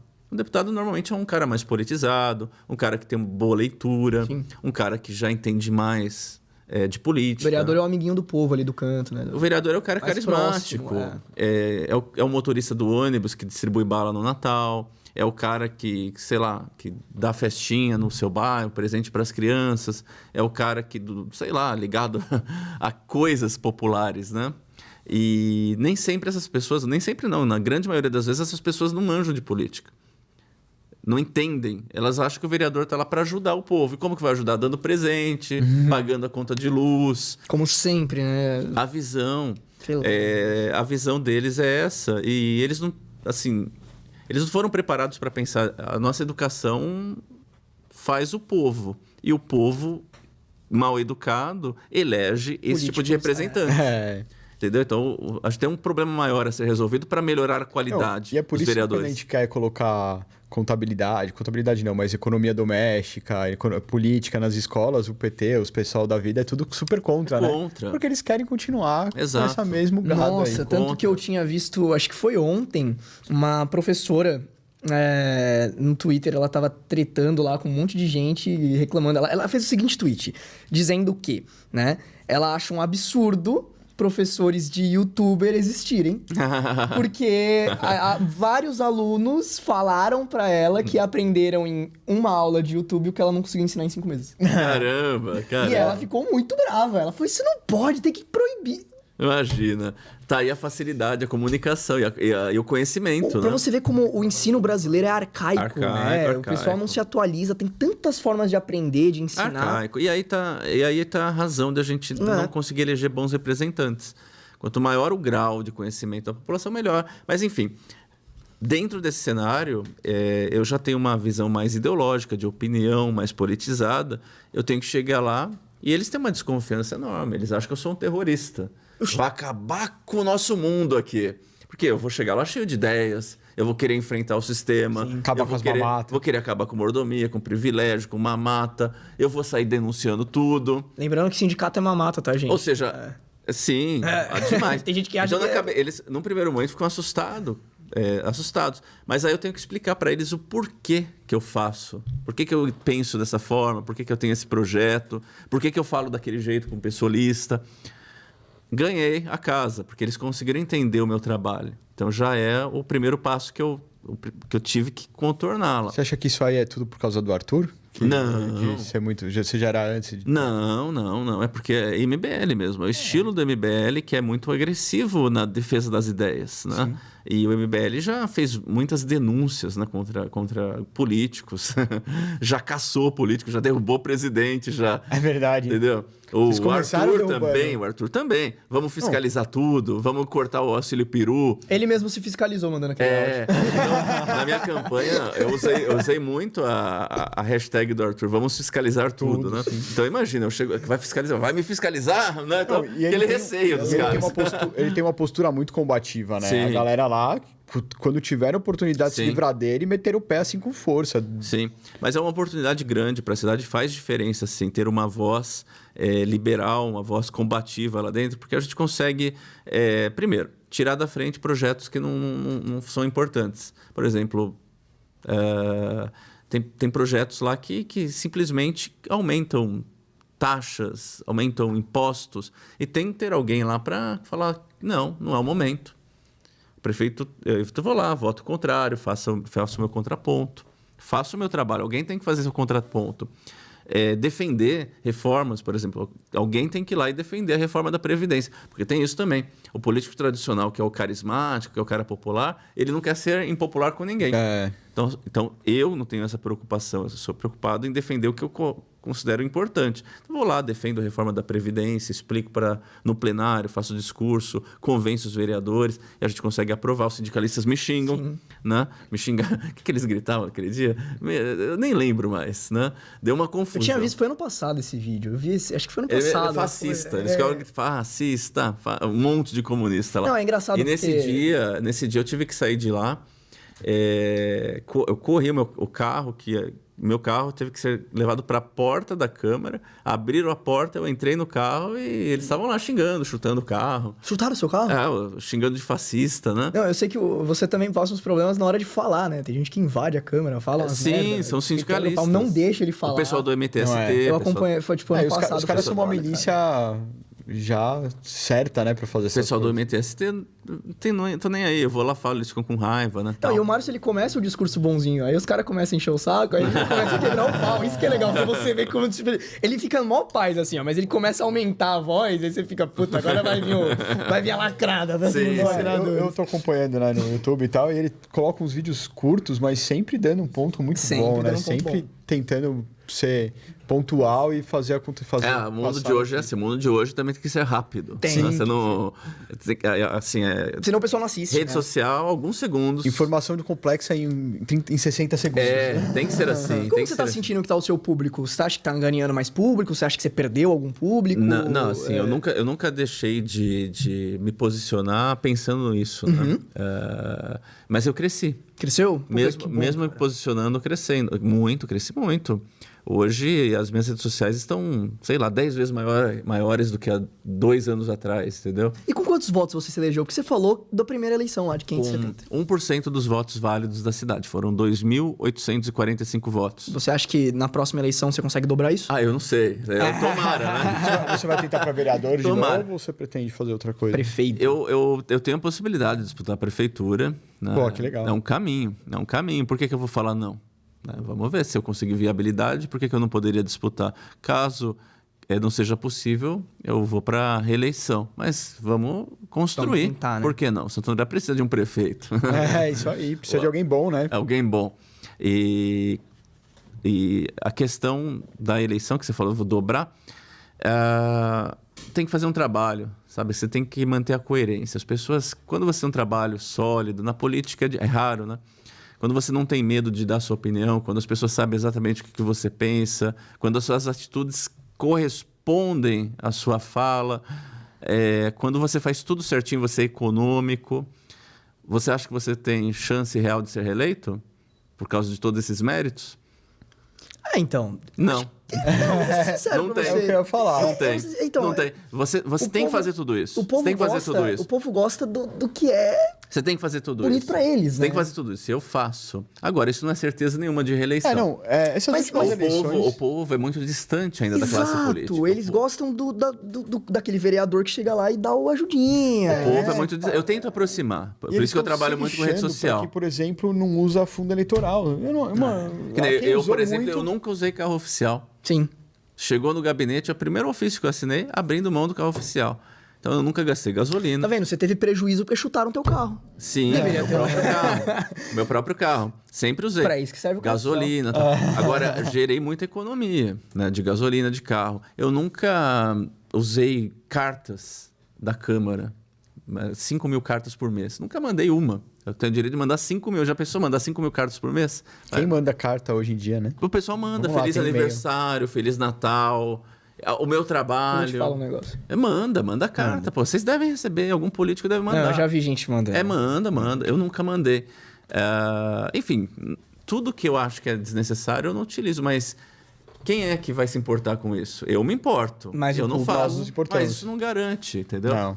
Não garante. Então, cada eleição é uma eleição. O que a gente tem que fazer é o que a gente acredita, o que a gente considera correto, não ser desleal com as bandeiras com que as pautas te levaram que você... lá. continuar lutando por elas. E isso, eu acredito que é um passaporte para uma continuidade, mas não é uma garantia. Por quê? A população está preocupada com outras coisas. Mas eu creio que... É o trabalho, é o estudo das crianças, é a vida pessoal. Mas, Márcio, eu creio que no seu caso vai ter garantia sim. Você tá indo bem. Nós esperamos, né? Mas que os bons consigam se reeleger, porque senão... Sim, mas a gente vê, por exemplo, um deputado como Kim Kataguiri, por exemplo, que teve bem votado, quase 300 mil votos. Foi o que eu falei, perdeu 200 quase mil 300 comparado. Mil votos, né? mas a gente vê uma Carla Zambelli tendo o dobro do votos do Kim. Sim, mais que a Carla Zambelli não tem esse mérito. Sim, ela é uma puxa-saco de um Bolsonaro e só isso. Com um orçamento gigantesco. O Kim é um cara que trabalhou, fez relatorias importantes. Ele deixou lá o marco do saneamento, que é mérito dele, mais de 60 relatórios. Foi um dos deputados mais econômicos, que teve menos assessores. Dele. Ele que fez. Teve protagonismo lá na Câmara. Quantos discursos ele não fez lá, batendo no Bolsonaro, né, num período que era complicado para a direita expor a inconsistência, a incoerência de um governo que teoricamente era de direita. Ele nunca fugiu da sua responsabilidade, né? Teve lá 300 mil votos e foi, com certeza, assim... Eu não vou falar que foi o melhor, e, na minha opinião, foi o melhor deputado da legislatura passada, pelo que ele fez, pelo que ele produziu, pelo que ele entregou. Mas, com certeza, para não ser... Entre o top 3 ele está, o que é muita coisa. Mas, na minha opinião, ele foi o melhor. O que ele teve de reconhecimento? Ele reduziu a votação dele. Eu falei, 200 mil pessoas. Por quê? Porque ele, ao invés de puxar saco, porque se ele fosse um puxa-saco, ele ia ter pelo menos o dobro do voto da Carla Zambelli, porque ele é muito melhor que a Carla Zambelli. Mas não. A Carla Zambelli puxa saco, lambe botas, teve uma boa aceitação, porque ela é boa, porque ela é competente, porque ela fez diversas relatorias, porque ela aprovou projetos de leis importantes. Nada, não fez nada. Gastou também uma fortuna, não economizou quase nada. O que foi valorizado? Foi valorizado puxa-saquismo. Agora, o Kim, que foi exemplar, o que ele ganhou com isso? Ele ganhou uma base fiel. E só por esse fato... Eu digo, vale a pena se manter fiel. Agora, não vale a pena se preocupar com os números. Você tem o reconhecimento de se manter realmente... fiel. Porque ele pode ter tido uma redução, mas agora ele vai ter uma chance das pessoas observarem quem é quem. E eu tenho certeza que na próxima vai melhorar. Ele dobra a meta. Ele sabe que esses 200 mil que votaram nele dessa vez vão estar com ele, seja quando for, a não ser quando ele fizer uma cagada que bate... Não, e vai crescer. Que ele prega. Então, e vai crescer. Porque, primeiro, ele está no segundo mandato, mais maduro, mais experiente, vai entregar melhor, vai produzir mais, ele vai continuar sendo coerente, ele vai continuar agora, com certeza, com a experiência que ele tem de oposição, desde quando ele era um adolescente nas ruas, a experiência que ele teve de oposição contra o governo de direita, contra a esquerda, não tenho dúvida que ele vai ser a principal liderança de oposição dentro do Congresso Nacional. Ele vai ser a voz de oposição do Brasil. E por quê? Porque ele tem mérito, ele trabalha. Então isso vai acabar sendo reconhecido. E você não tem vontade de entrar para federal, por exemplo? Ou estadual? Eu tenho que aguardar a oportunidade, né? Toda a oportunidade. Eu faço parte do movimento Brasil Livre. Eu poderia ter sido candidato nas últimas eleições, porém... a gente precisa ter estratégia para eleger pessoas. Então, tivemos o Kim e o Beraldo e batalhamos para eleger os dois. Conseguimos eleger o Kim e uma votação expressiva para o Beraldo. Se no próximo ciclo tivermos a possibilidade de eleger alguns a mais, com certeza... Com o partido fica mais fácil, Com o partido fica mais fácil, com uma estrutura própria fica mais fácil. A gente consegue eleger alguns, né? E com certeza vou colocar meu nome à disposição. É questão de... Você nunca pode se acomodar. Então, você tem que entregar... Hoje eu entrego o que eu posso dentro da cidade de Santo André. Mas se tiver condições de entregar mais pelo Brasil e também pela minha cidade, obviamente é um dever você sempre buscar evoluir. Tá certo. Pô, e é um prazer falar com pessoas que têm isso, né? Que você falou agora, que é um dever para você sempre... fazer o bem pro próximo, sempre fazer o país melhorar. Cara, Sim. Isso é um prazer falar com pessoas assim. Se todo mundo pensasse dessa forma, tava bom, né? Tava bom. Não, se metade pensasse dessa forma... Um terço a gente já resolveu o Brasil, velho. É verdade. Então, assim, é sempre um prazer, uma honra falar com vocês. Você vai querer finalizar agora? Eu acho que já... Já deu?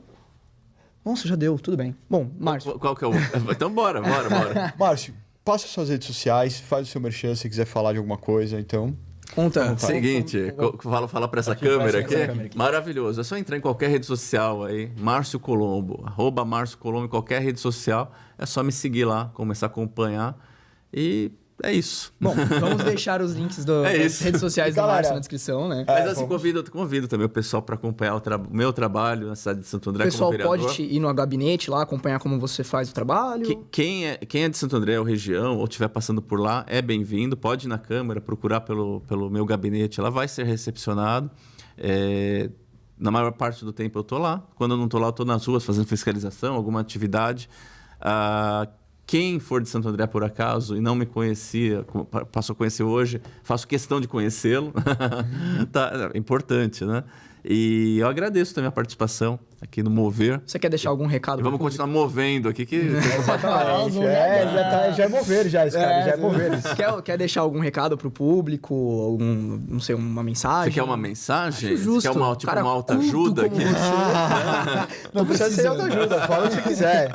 Se você quiser mandar todo mundo embora... Papo de coach. Não, cara, assim, a mensagem é o seguinte: trabalhe, crie vergonha na cara, não jogue a responsabilidade pros outros. Se a gente quer mudar o país, começa por cada um de nós, né? Cara, isso então é só isso. Direto e reto. Só isso. Faça a sua parte. Aí o mundo tá resolvido. É isso aí. E cobre de quem não faz também. Tem que cobrar, principalmente quem você Faça vota. a sua parte, siga o Márcio e siga a gente também, tá? Nas redes sociais, a gente tá aí no YouTube, no Instagram, no TikTok. Não se esqueçam de se inscrever aqui, ligar o sininho, deixar o like aí. Não perde um segundo do seu tempo e muito menos do podcast que você tá assistindo. Espero que todos vocês tenham gostado.